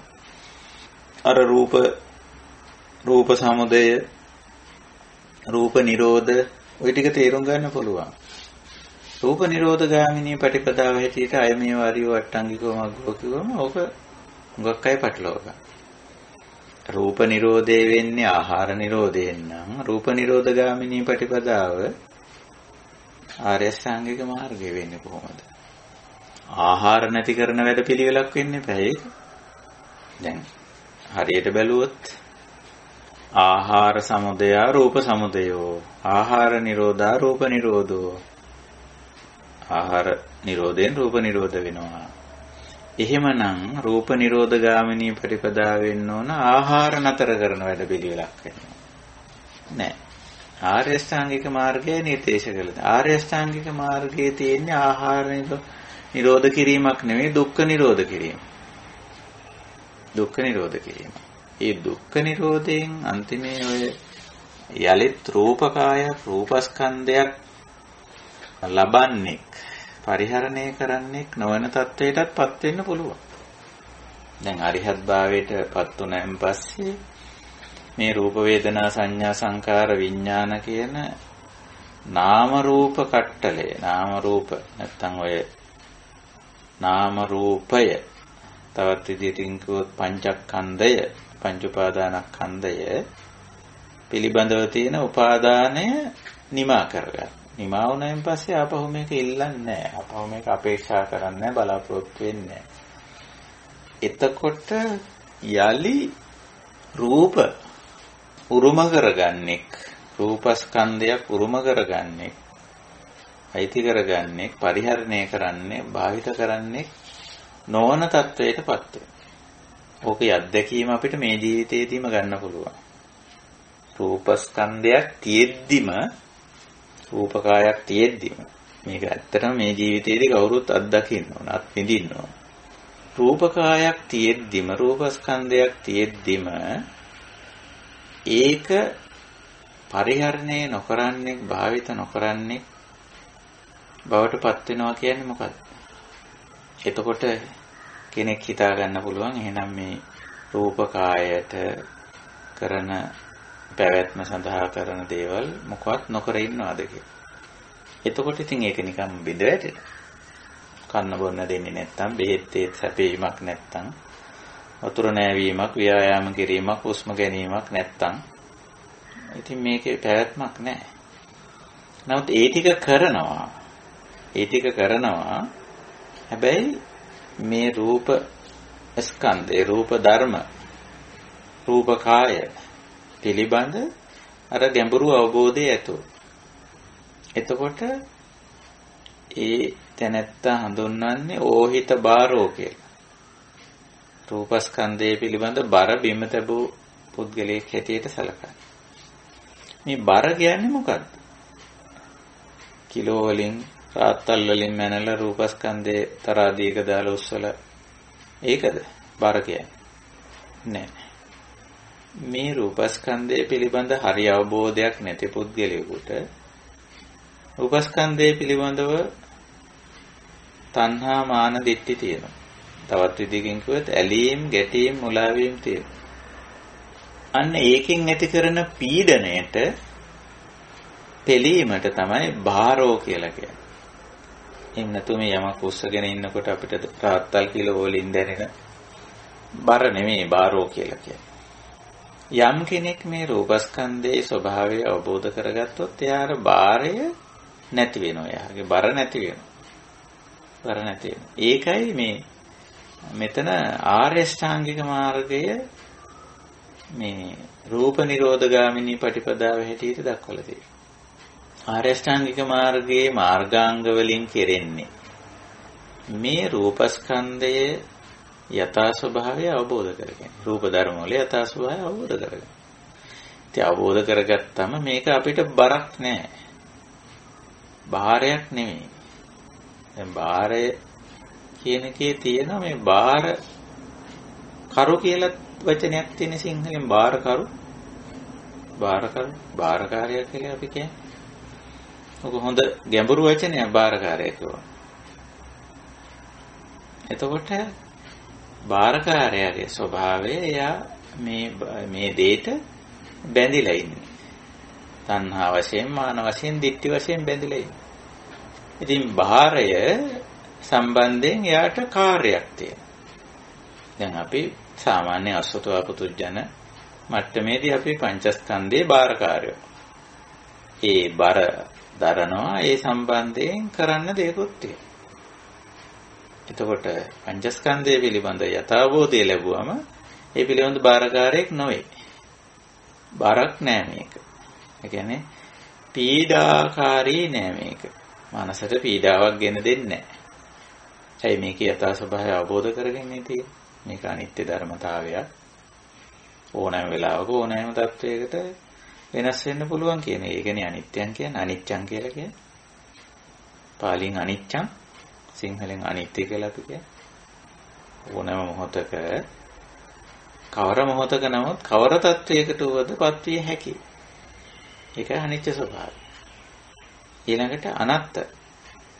අපි කැමති විදියට අපිට ඕන විදියට කැමති ආකාරයට පවත්වාගෙන යන්න බෑ. විපරිණාම. නතර කර නොහැකි වෙනස් වීම ස්වභාවයකටපත් වෙමින් යනවා. ඒක කොහොමදවත් නතර කරන්න බෑ. විපරිණාම ධර්මයේ බුදුරජාණන් වහන්සේ දේශනා කරේ හැමතිස්සෙම ඔය ආදීනමේ පෙන්නකොට අනිච්චං දුක්ඛං විපරිණාම ධම්මා කියලා. ක්‍රමයෙන් සිදුවීගෙන යන මේ විපර්යාසයේ විපරිණාම ධර්මයේ අපිට තේරුම් ගන්න වෙනවා. ඒක වෙනස් කරන්න බෑ. සමුදය හට ගැනීම මේ රූප ධර්මයක් ඇති වෙන්න හේතු යෙදුනොත් හට ගන්නවා ඒක. ඒකට ඉතින් කරන්න දෙයක් නැහැ. ඒක හේතුඵල ධර්මතාවය. ඒ වගේම පවතිනවා. හේතු ඇතිතාව පවතින. හේතු නැතුව නම් නිමාරයි. ඒකයි ස්වභාවය. ඉතින් ওই විදිහට තේරුම් ගත්ත එක්කෙනාට මේක බරක් නෑ. ඕහිත බාරෝ රූප ධර්ම බරක් නෑ. රූපස්කන්ධේ බරක් නෑ. ඉතින් ඔන්නොතෙන්ට එන්න ඔය බර බිම තියන්න උපකාරී වෙන්නේ අයමේව අරියෝ අට්ටංගිකෝ මග්ගෝ මේ ආර්ය ශ්‍රාංගික මාර්ගයයි. ඒ නිසයි රූප නිරෝධගාමිනී පටිපදා හැටියට අයමේව අරියෝ අට්ටංගිකෝ මග්ගෝ කියලා නිර්දේශ කළා. දැන් ඔය ආර්ය ශ්‍රාංගික මාර්ගයේ සම්මා දිට්ඨියෙන් සම්මා සංකල්පයෙන් සම්මා වායාමයෙන් සම්මා සතියෙන් තමයි අපි ඔය රූපකාය තේරුම් ගන්න ඔය විදිහට. දැන් මේ සාකච්ඡා වෙලාවේ සම්මා සතියෙන් නොහිටියන සම්මා සමාධියෙන් නොහිටියන මේ සාකච්ඡාවේ අපි කතා කරන දේ තේරෙන්නේ නැහැ. අවබෝධ වෙන්නේ නැහැ. ඒ නිසා ධර්ම සාකච්ඡාවකදී සතිමත් භාවය අවශ්‍යයි. සමාධිය අවශ්‍යයි. අවදිමත් බව අපි ඒකට සතියකේ. වර්තමාන අරමුණේ අවදිමත් බව. ඊළඟට ඒකටම යොමු වෙලා ඉන්න ගතිය සමාධිය. මේ දෙක අවශ්‍යයි. එතකොට ඔන්න අපි මේ රූප පිළිබඳව කරන සාකච්ඡාව නැත්නම් මේ සත්තට්ඨාන සාකච්ඡාව තේරෙනවා. වැටහෙනවා.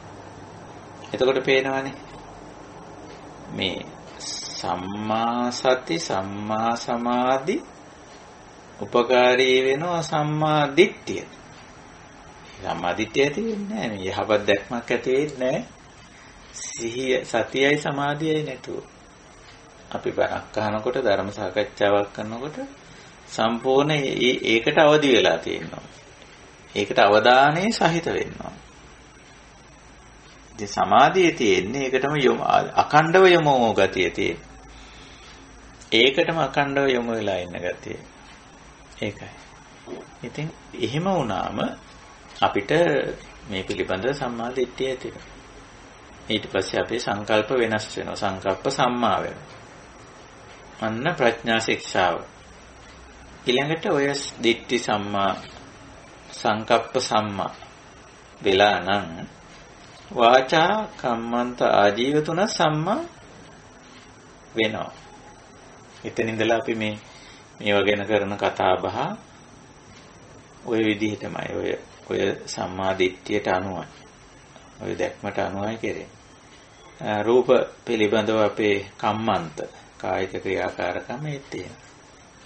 දිවි පැවැත්මට අදාළව අපි යම් ආකාරයක මේ රූප ධර්මත් එක්ක කරන ගනුදෙනුව ඒවායේ ජීවිත පැවැත්ම දිවි පැවැත්ම කියලා ගත්තොත් ඔය රූපේ දිවි පැවැත්ම ගන්න පුළුවන්.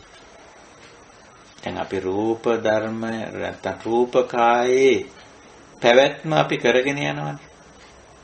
ඒකේ ජීවිතය ඒකේ දිවි කියලා කියන්නේ ජීව කියලා කියන්නේ ඒකේ පැවැත්මනේ ඕනම දෙයක්.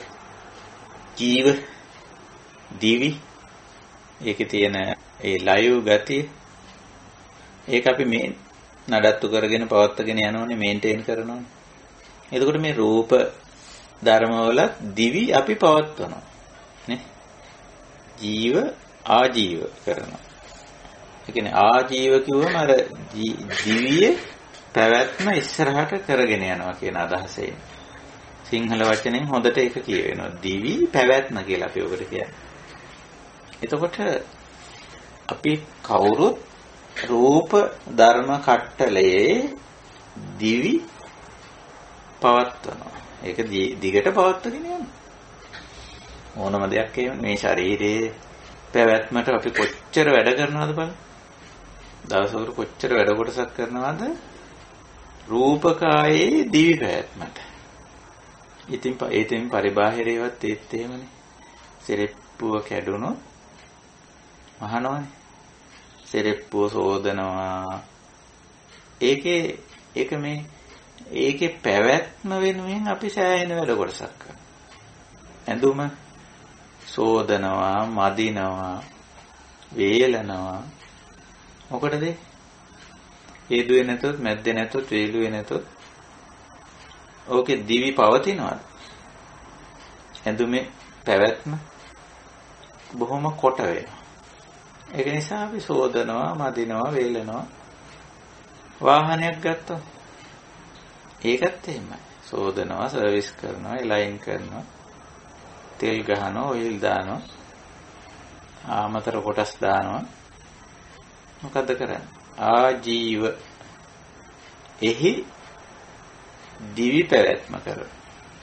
හැම දෙයකම පැවැත්ම වෙනුවෙන් අපි යම් වැඩ කොටසක් කරමින් ඉන්නේ. ඒකටයි ආජීව කියන්නේ. හැබැයි ඒක සම්මා වෙනවා. සම්මා වෙනවා. අර දිට්ඨියට අනුව කෙරෙන වැඩක් වෙනවා. දැන් මේ අපි කතා කරන්නේ සත්තට්ඨානේ 4 වෙනි එක. 4 වෙනි ඨානය. පළවෙනි එක රූප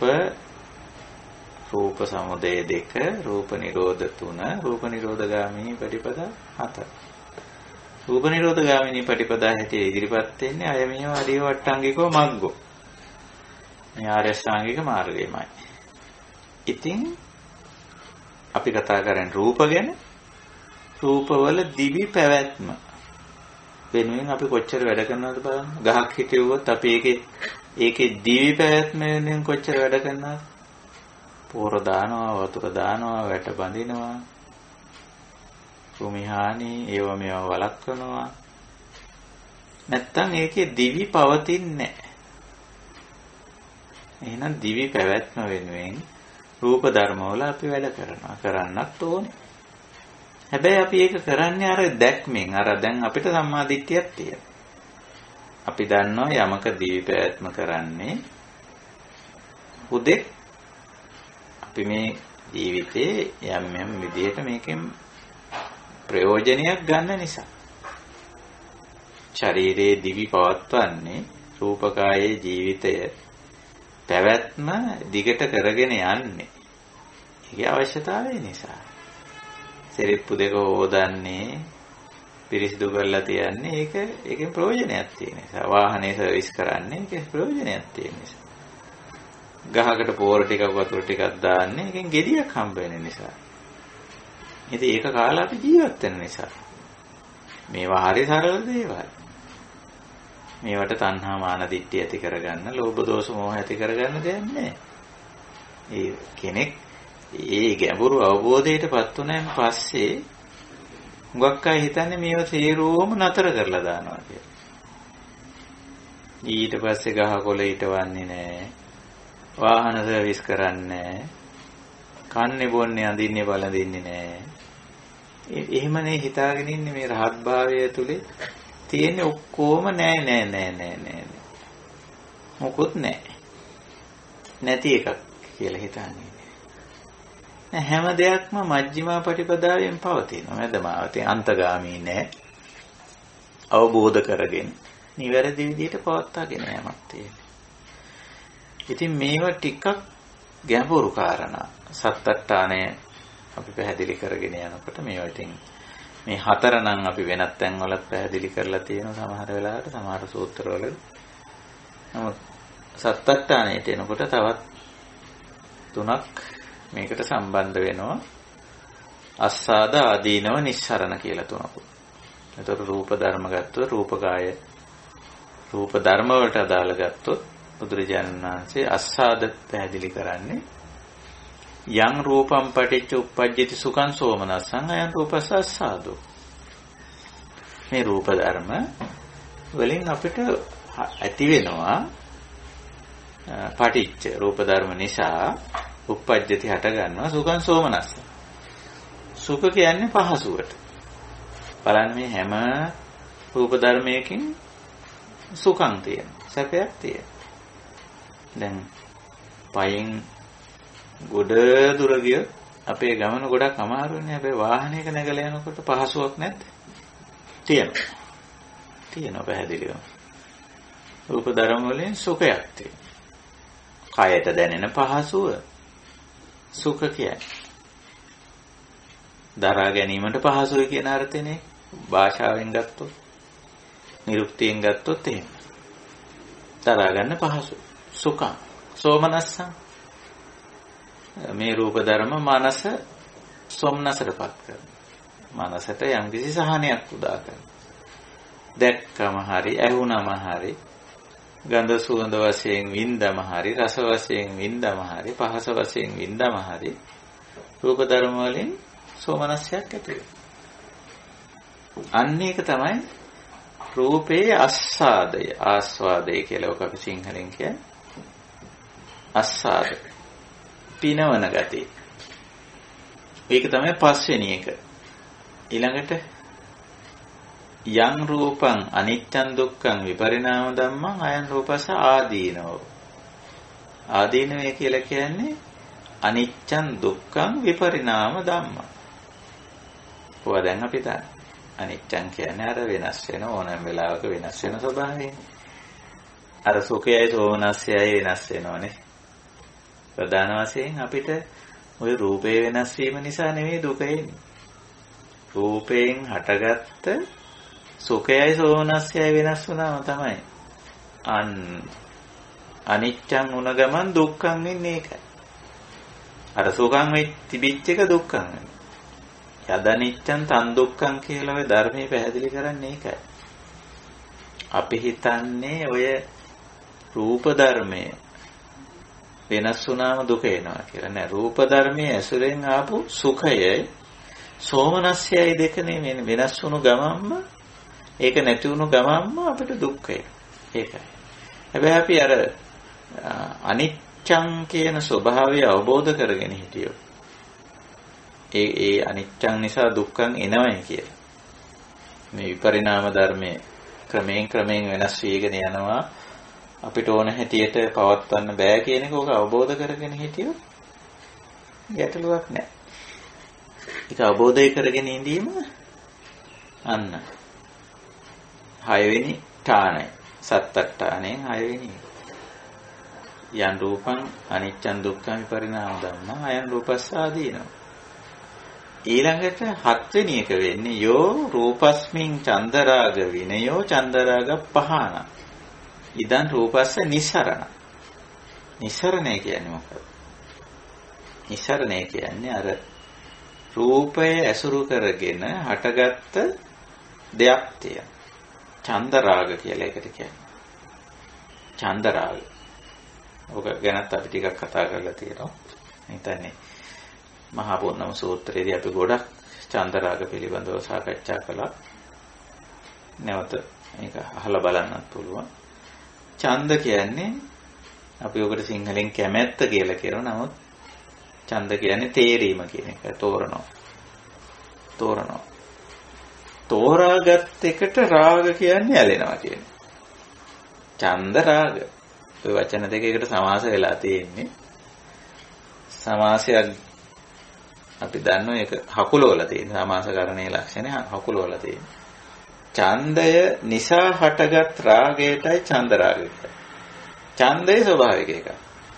වර්ණය තේරීම කියන එක ස්වභාවික. තේරුවට ඒ තෝරපු එකේ ඇලෙන්න හොඳ නැහැ. තෝරන්න පුළුවන් අපි.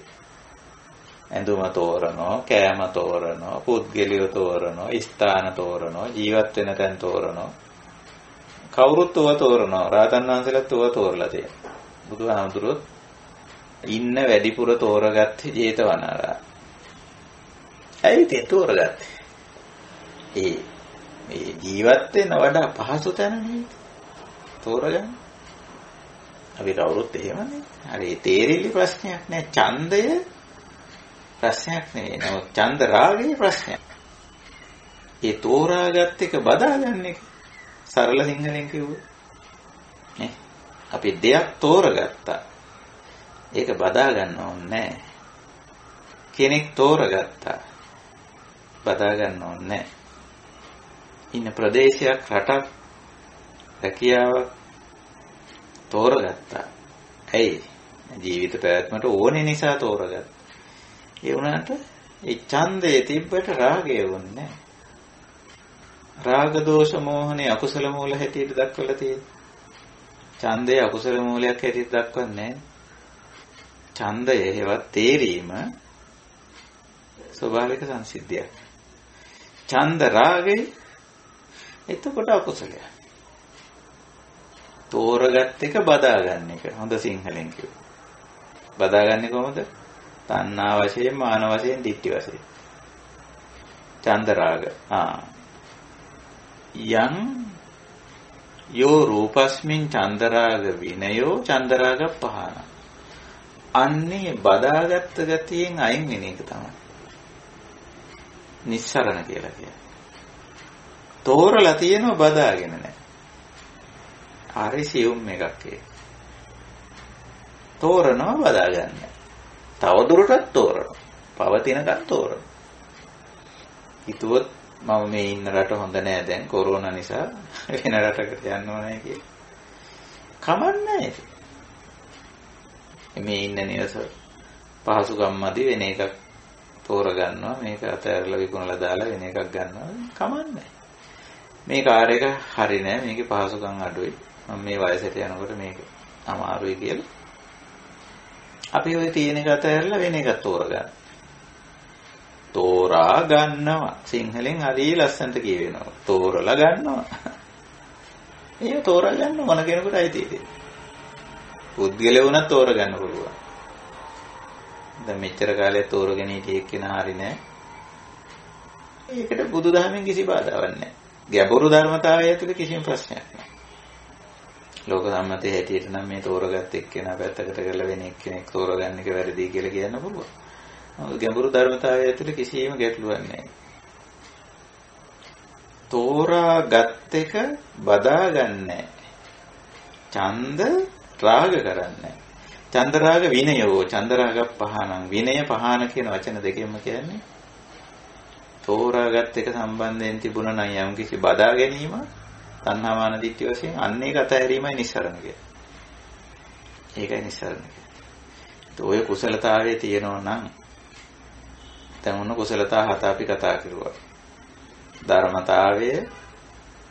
ධර්මතාවයේ සමුදය, ධර්මතාවයේ නිරෝධය.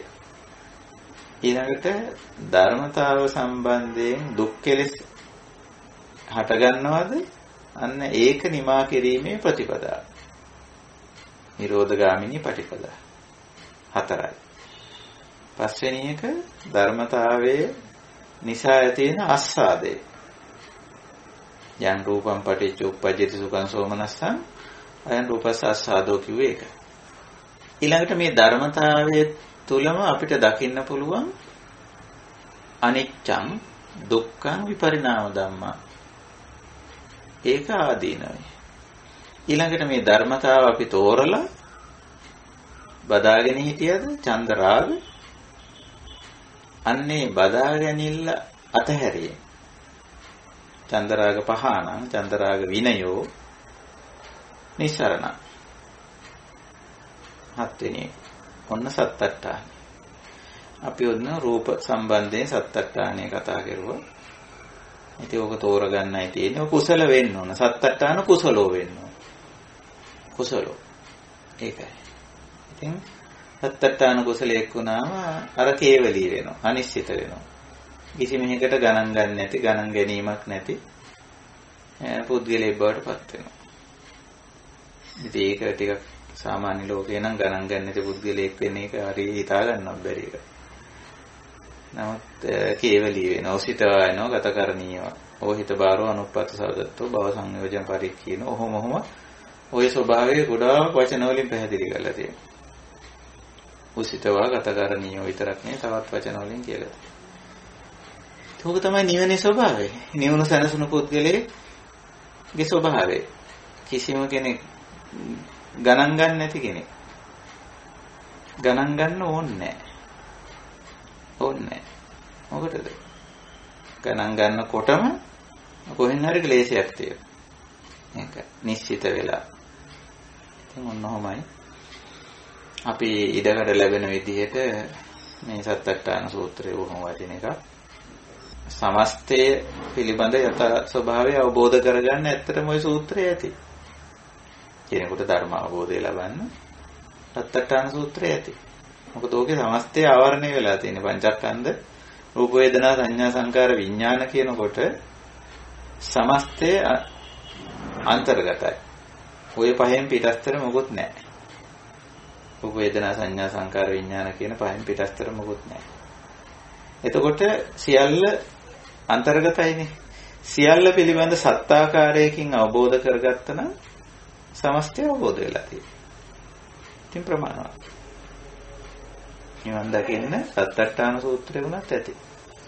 ඒකයි සත්තට්ඨාන සූත්‍රයේදී කියන්නේ යේහි කේති බික්කවේ කවුරු හරි මේ විදිහට මේක අවබෝධ කරගත්තොත් ඒවන් රූපං අභිඤ්ඤාය රූප සමුදයං අභිඤ්ඤාය රූප නිරෝධං අභිඤ්ඤාය රූප නිරෝධගාමිනීන් පටිපදං අභිඤ්ඤාය ඒවන් රූපස්ස අස්සාදං අභිඤ්ඤාය ඒවන් රූපස්ස ආදීනවං අභිඤ්ඤාය ඒවන් රූපස්ස නිස්සරණං අභිඤ්ඤාය අවබෝධ කරගත්තා නම් මොකද්ද වෙන්නේ? රූපස්ස නිබ්බිදාය විරාගාය නිරෝධාය පටිපන්න.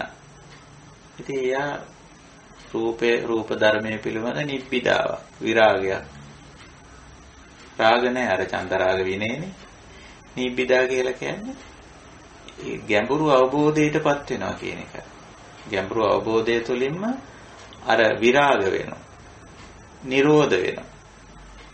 එතන ඒ පිළිබඳ කෙලෙස් අවසන් වීම සහ නැවත රූප ධර්මයක් නොලබන්නේ බවට පරිවර්තනය වීම කියන අර්ථ දෙකම ඔය නිරෝධ කියන වචනේ තියෙනවා. අන්න එතෙන්ට පටිපන්නා පිළිපන් කෙනෙක් වෙනවා. තේ සුපටිපන්න. ඔන්න සුපටිපන්න කියන්නේ ඕක තමයි.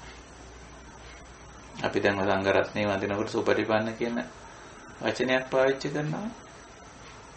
අන්න ඒකට තමයි සුපටිපන්න කියන්නේ. යේ සුපටිපන්නා යම් කෙනෙක් සුපටිපන්නද තේමස්මින් ධම්ම විනය ගාදන්ත. හරියටම ධර්මයේ විනය තුල මනාකොට පිහිටි පුද්ගලයෙක් බවට පරිවර්තනය වෙනවා. ඒක ඔහොමයි දක්වන්නේ. තවදුරටත් කියනවා එහෙම තැනැත්තා එහෙම මනවින් පිහිටි තැනැත්තා සුවිමුත්තා අනුපාදා විමුත්තා සුවිමුත්තා කියන වචනේත් පාවිච්චි කරලා. යේ සුවිමුත්තා තේ කේවලිනෝ. අන්නර කේවලී කියන වචනේ නැවත භාවිතා වෙනවා.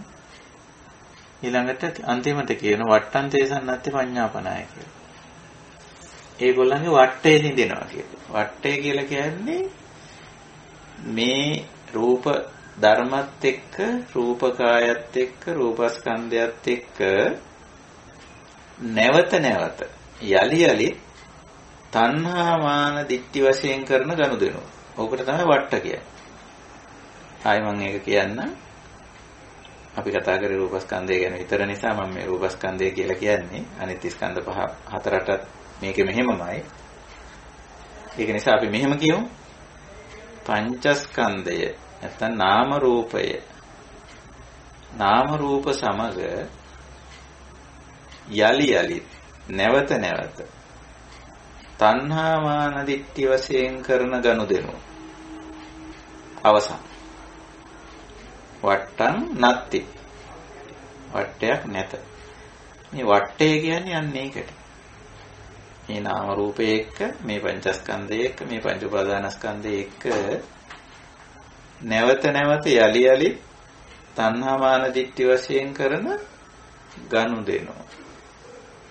ඒකට තමයි වට්ට කියන්නේ. එහෙම එකක් නැත. ඇයි? සත්තට්ඨාන කුසලෝ.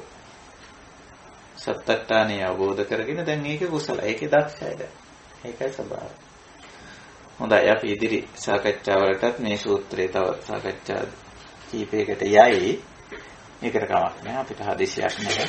එකකින් වුණත් අනිත් ඒවා තේරුම් ගන්න පුළුවන් ඇත්තෝ ඇති. දහසක් නයින් වැටහෙන ඇත්තෝ ඇති.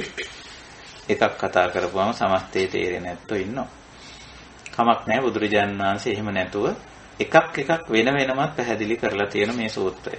රූපං විතරක් නෙවෙයි වේදනං සංඥා සංඛාර විඥාන ඒවයි සත්තට්ඨානය පැහැදිලි කරලා තියෙනවා. අපි ඉතින් ඉදිරි අවස්ථාවක තව ටිකක් ඒවා ගැන කතා බහ කරමු. හොඳයි. අපේ ඉතිරි කාලය අපි ගත කරන්නේ සාකච්ඡාවට. ධම්ම සභාවේ නැත්තන්ට අපි ගෞරවයෙන් ආරාධනා කරනවා. මේ සූත්‍රය ඇසුරින් හෝ වෙනත් අපිට කතා බහ කළ යුතු කිසියම් ධර්ම කාරණා ආදී තියෙනවා නම් කරුණාකර ඉදිරිපත් කරන්න.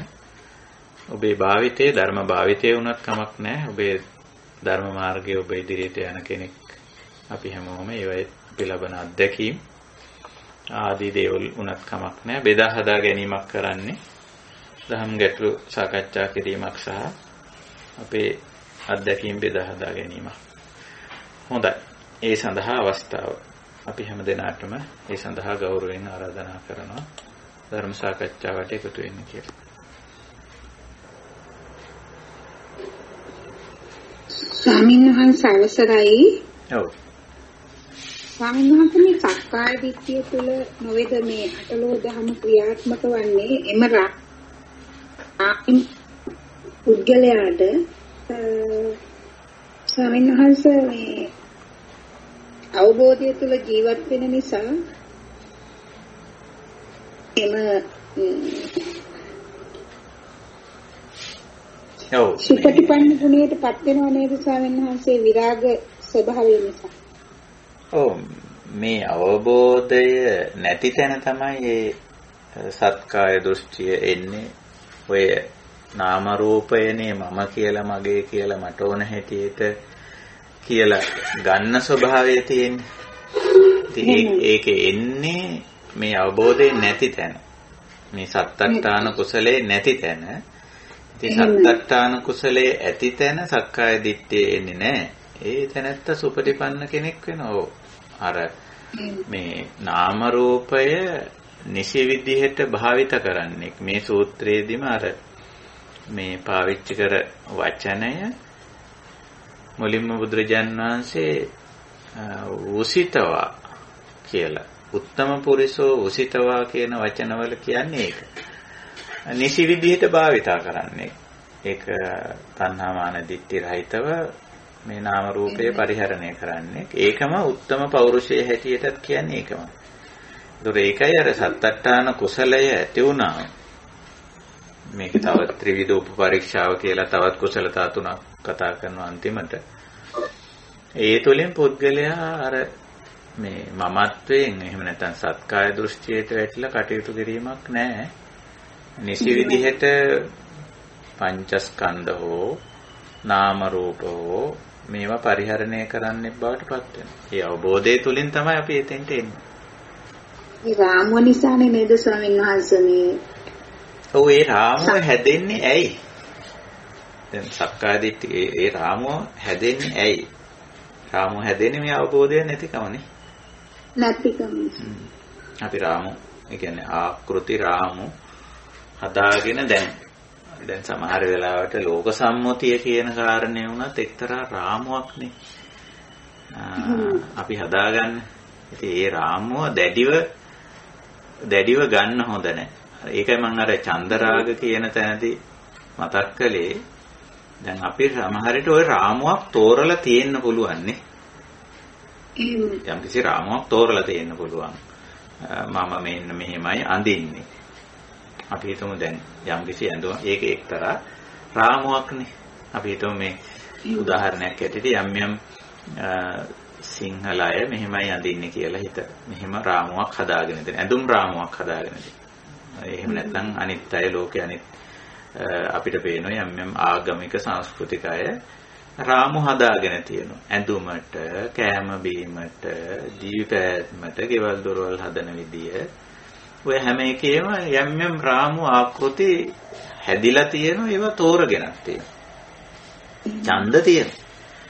නමුත් රාග අවශ්‍ය නැහැ. ඒක බදා ගන්න ඕනේ ඒ රාමු. අපි බදා ගන්න නැහැ අපිට මේ කුසලතාවයේ තියෙනවා නම් අපි දන්නවා මේ රාමුව කියන්නේ මොකක්දනේ? නාම රූපයක්. ඕකේ නාමයක් තියෙන රූපයක් තියෙන. දැන් ඔව් ඇඳුම කියන රාමුව අපි ගත්තොත් බලන්න. ඉතින් ඕක රූප කොටසක් තියෙනවා. මෙහෙමයි කියලා. ඉතින් ඕක කපලා මහාන අඳින විදිහක් තියෙනවා මහාන විදියක්. ඊට පස්සේ ඒකට නාම කොටසකුත් තියෙනවා. ඒකට දීපු සංකල්පයක් තියෙනවා, වටිනාකමක් තියෙනවා. ওই වගේ දේකුත් අර ඇඳුමේ තියෙනවා. මේක නැෂනල් එක කියයි, ජාතික ඇඳුම කියයි, නිල ඇඳුම කියයි. නොඑක් විදිහට අරකට සංකල්ප දීලා තියෙනවා. ඒ සංකල්පත් ඒක ඒ ඇස්සේ තියෙනවා. ඒ විදිහට. ඉතින් මොකද වෙන්නේ? ඕක තෝරන්න පුළුවන් කෙනෙකුට නේ? ඡන්ද. එහෙත් රාග ඕන්නේ. ඔය අවබෝධයේ තියෙන කෙනාට ඡන්දය ප්‍රශ්නයක් නෑ. එයා ඡන්ද රාග විනයෝ, ඡන්ද රාග පහන. ඒක අතාරින්න පුළුවන්, බැහැර කරන්න පුළුවන්. තෝරලා තියෙනවා. නමුත් ඒක බදා ගන්න නෑ. ඒතකොට රාමෝ තියෙනවා. රාමුව අපිට ප්‍රශ්නයක් නෙමෙයි. ලෝකේ ආකෘති තියෙනවා, මිනිස්සු හදාගෙනක් තියෙනවා. ජාතිය කියන්නේ මොකද්ද? රාමුවක්නේ. ආගම රාමුවක්නේ. සංස්කෘතිය රාමුවක්නේ. ඔය ඔක්කොම හදාගත්ත ආකෘති රාමු. යම් ෆෝමැට්. ඒවටින් ලෝක ස්වභාවය. අපිට ඒක නවත්තන්න බෑ. ඔය රාමු වලින් අපිත් එකක් තෝරගෙන තියෙන්න පුළුවන් නේ. පින්තූරේ රාමු කරන්න ගියාම පින්තූර රාමු කරන එක නවෙනවා මේන් අපේ තියෙන රාමු මොකද්ද ගන්න? ඉතින් අපිම තෝරලා එනවා. ආවල් රාමු දාලා පින්තූරේ අදලා දෙන්නේ. නේ? ඔය සරල ඔය ජීවිතේ ඔය රාමු තියෙනවා. අපි ඒව තෝරලත් තියෙනවා. සස්යන්නේ. හැබැයි බුදුරජාණන් වහන්සේ අපිට කියන්නේ ඡන්ද රාග විනයෝ, ඡන්ද රාග පහන. මේ රාමු තියෙන්න පුළුවන්. මේවා තෝරලා තියෙන්නත් පුළුවන්. හැබැයි ඒක බදා ගන්න එපා. තණ්හා මාන දිට්ඨි වශයෙන් ඇලෙන්න එපා කියන. ඒකයි අදහස. ස්වාමීන් වහන්සේ ඒක තමයි අර නාම රූප දෙක නිරෝධය කරලා රහත් ත්වයට පත් වෙච්ච කෙන රහතන් වහන්සේ පිස්සෙක් වගේ කියන්නේ ඒකද ස්වාමීන් වහන්සේ? ඔව්. ඒක තමයි මේ ආකෘති එකකටවත් හිර වෙන්නේ නැහැ. හිර වෙලා නැහැ. හිර කරන්නත් බෑ. ආකෘතියක් තෝරලා තියෙන්න පුළුවන් එක වෙලාවක ඒ ආකෘතිය පාවිච්චි කරනවා වෙන්න පුළුවන්. ඒ ආකෘතිය හිර කරන්නේ. ඕක සරල උදාහරණ වලින් කිව්වොත් බුදුරජාණන් වහන්සේ ආරාමයක ජීවත් වුණාට ආරාමයේ වල ජීවත් වුණානේ උන්වහන්සේ. හැබැයි ආරාමය කියන්නේ ආකෘතියක්නේ. අපි දැන් උදාහරණයක් ඇරෙන්න ආරාමයක් කොහොම වෙන්න ඕනද කියලා අපි කෙනෙක්ගෙන් අහුවොත් එහෙම මේ ආරාමයක් මොන වගේ වෙන්න ඕනද කියලා අපේ ඕකට එක එක ආකෘති කියයිනේ. ආරාමයක් මේවා තියෙන්න ඕන, මේක තියෙන්න ඕන, චෛත්‍යය තියෙන්න ඕන, බෝධිය තියෙන්න ඕන, බුදු මැදුර තියෙන්න ඕන, ධර්මශාලාව තියෙන්න ඕන, අරක තියෙන්න ඕන, මේක තියෙන්න ඕන. තාප්පේ මකරතොරණ ඔක්කොම ගියයිනේ. ඔය ඕන ආකෘතියක් තිබ්බදෙන් ඕන ආකෘතියක් තෝරගන්න පුළුවන්. හැබැයි චන්දරාග විනය අපි ඒක ගන්න නැහැ. බුදුරජාණන් වහන්සේට තාරාම ගොඩක හිටියා. හැබැයි ඒවා අහවල් ආරාමයක මෙන්න මේවා තියෙන්න ඕනේ කියලා කිව්වද? නෑ. ඔය තියෙන එකක පාවිච්චි කරා. ඒ ආකෘතිය පාවිච්චි කරා. හැබැයි ඒකේ චන්දරාග විනය, චන්දරාග පහන ඒක බදාගත්තේ නෑ. පාවිච්චි කරා අතර දාලා ගියා. ඉතින් ඔහොම බලනකොට සාමාන්‍යයෙන් අර ආකෘති වලින් ආකෘති බදාගෙන ඉන්න අයට පේන්නේ පිස්සු වගේ කියලානේ. ඒකෙන් සමහර ගොඩක් පෞසිද්ධ කරගන්නවා. පෞසිද්ධ කරගන්න තමයි. ඒක තේරුම් ගත්තේ නැති අය ඒක වෙන්නේ. හොඳයි. අවසරයි ස්වාමීන් වහන්සේ. ඔව්. තවත් පිළිස කටයුතු කරන ගමන් අනිත්‍ය ස්වභාවය පිළිගෙන ඒක වැටහිලා ඒක පිළිගන්නවා නම් එතකොට ඒ රාග දෝෂ වලට අසු වෙන්නේ නැතුව ඉඳෙන්න පුළුවන් නේද? ඇත්තෙම පුළුවන්. දැන් අපි ආකෘතියක් තෝරගත්ත දැන් අපි පැවැත්ම සඳහා නෙමේ හැම දෙයක්ම අපි තෝරන්නේ නේ. ද්‍රව්‍ය භාණ්ඩ වස්තුද පුද්ගලයෝද ස්ථානද රටවල්ද හැම දෙයක්ම අපි තෝරන්නේ පහසු විහරණය සඳහා. ඒතර පහසු විහරණය කියන එක පාසු විහාරෝ කියන එක බුදුහාමුදුරෝ ඔය විනය පනවද්දී අනිවාර්යෙන් දක්වලා තියෙන කාරණය. පහසු විහරණය සඳහා ඕන කෙනෙකුට තෝරන්න පුළුවන්. තමන්ගේ පහසු විහරණය සඳහා. හැබැයි මේ පහසු විහරණය සඳහා තෝරගත්ත දේ මහත්ය කියන විදිහට තෝරද්දිත් භාවිතා කරද්දිත් අපි අනිත්‍ය විදිහට අර අනිත්‍යං දුක්ඛං විපරිණාම ධම්මං ඒ විදිහට අපි තේරුම් අරගෙන කටයුතු කරනවා නම් අර තෝරාගත්ත දේ අපිට ප්‍රශ්නයක් වෙන්නේ නැහැ නේ, ගැටලුවක් වෙන්නේ නැහැ. ඔව් ඒක හරි. ඒකනේ ඔය විපස්සනාව අපිට උගන්වලා තියෙන්නේ නේ. අනිත්‍ය විදියට, දුක්ඛ විදියට, අනාත්ම විදියට, විපරිණාම විදියට, සමුදය වය විදියට, පටිච්ච සමුප්පන්න විදියට අපි මේක දකිනවා නම් ඔය කොයි තේරීමත් ප්‍රශ්නයක් නෑ. මොකද අපි ඒක බදාගෙන නෑ. ඡන්ද තිබුණට රාග නෑ. ඒකයි ඡන්ද රාග විනයෝ. ඡන්දයෙන් ඇති වෙන රාගය. ඔය තෝරපුවම තමයි ඕක බදාගන්නේ. තේරීමට ඡන්ද කියනවා. ඒක පිළිබඳ යථාබෝධය නැති නිසා දැන් ඔය තෝරගත්ත දේ අනිත්‍යයි කියලා තෝරද්දිම අනිත්‍යයි කියලා ඒ දැක්මෙන්ම අපිට තෝරන්න පුළුවන්. තෝරනවා මොකද පහසු විහරණය සඳහා. නමුත් අපි තෝරද්දිම අනිත්‍යයි මේක. මේකේ තියෙන දැනට අපි හිතමු තෝරනකොට පහසුවක් තියෙනවා කියලා. ඒකේ ඵලදායීතාවයක් පහසුවක් තියෙන නිසානේ අපි තෝරන්නේ. නමුත් ඒක ඒ ඵලදායීතාවයේ ඒ පහසුව ඕනෑම වෙලාවක වෙනස් වෙන්න පුළුවන්. ඉතින් ඒ විදිහට තේරුවොත් ඒ විදිහට පරිහරණය කරොත් ඇත්ත වශයෙන්ම මේ තේරීම සහ පරිහරණය කියන එක අපේ මේ නිවනට කිසිම බාධාවක් වෙන්නේ නැහැ. ඒකයි.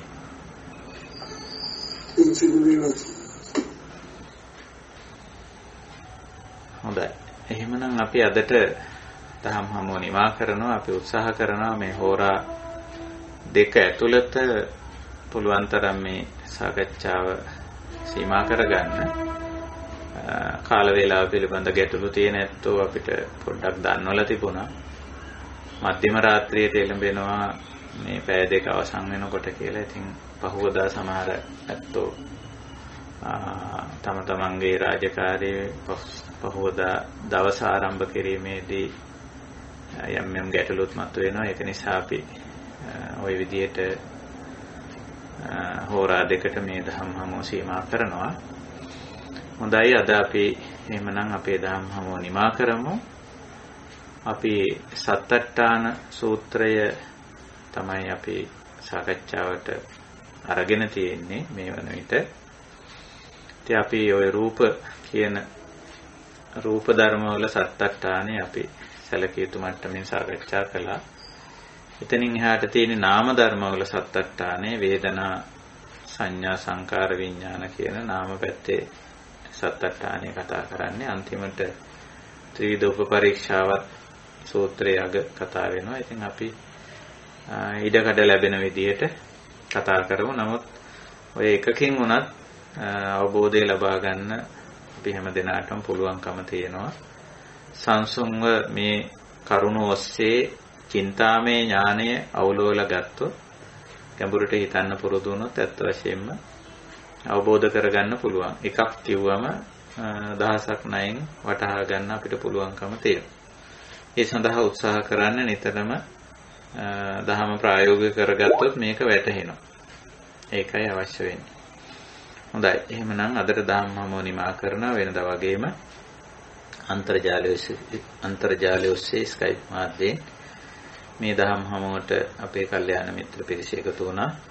ඒ වගේම මේ දහම් හමුව සංවිධානය කිරීම වශයෙන් මෙහි අපි සාකච්ඡා වෙන දේ නැවත ශ්‍රවණය කිරීම සඳහා අන්තර්ජාලගත කරමින් බොහෝ දෙනෙකුට අහන්න ශ්‍රවණය කරන්න අවස්ථාව සලසා දෙමින් මේ අපේ දහම් සාකච්ඡාව තවත් පුළුල් කිරීමට ව්‍යාප්ත කිරීමට කටයුතු කරන බොහෝ දෙනාට දහම් පණිවිඩය ලබා දෙන්න කටයුතු කරන ඇත්තෝ ආදී වශයෙන් මේ යහපත් කාර්යයට දුර ඉඳන් ළඟ ඉඳන් පෙනී නොපෙනී ඉඳගෙන උදව් උපකාර කළා වූ සියලුම දෙනා අපි කෘතවේදීව මෙත් සිතින් ගෞරවයෙන් සිහි කරමින් හැම දිනාටම පුණ්‍යානුමෝදනා කරනවා. මේ ධර්ම අවබෝධය හැම දිනාටම මෙලොව ජීවිතේ තම තමන් ගත කරන මේ සම්මුතික ජීවිතය චන්දරාග වලින් තොරව අනිශ්චිතව ගත කරන්නට ශක්තියක් වේවා.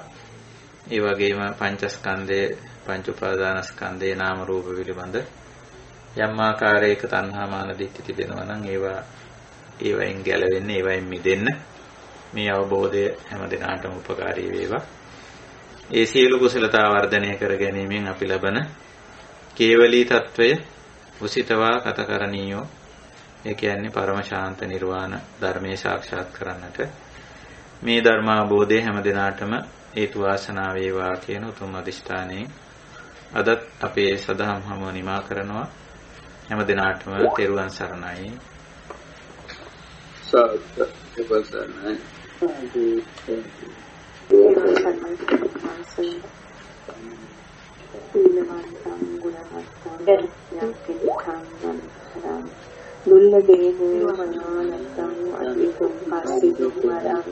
सारी पुद्धादि आगमन पतिपादिया सेवितया वासां बुद्ध बुद्धां नमामः.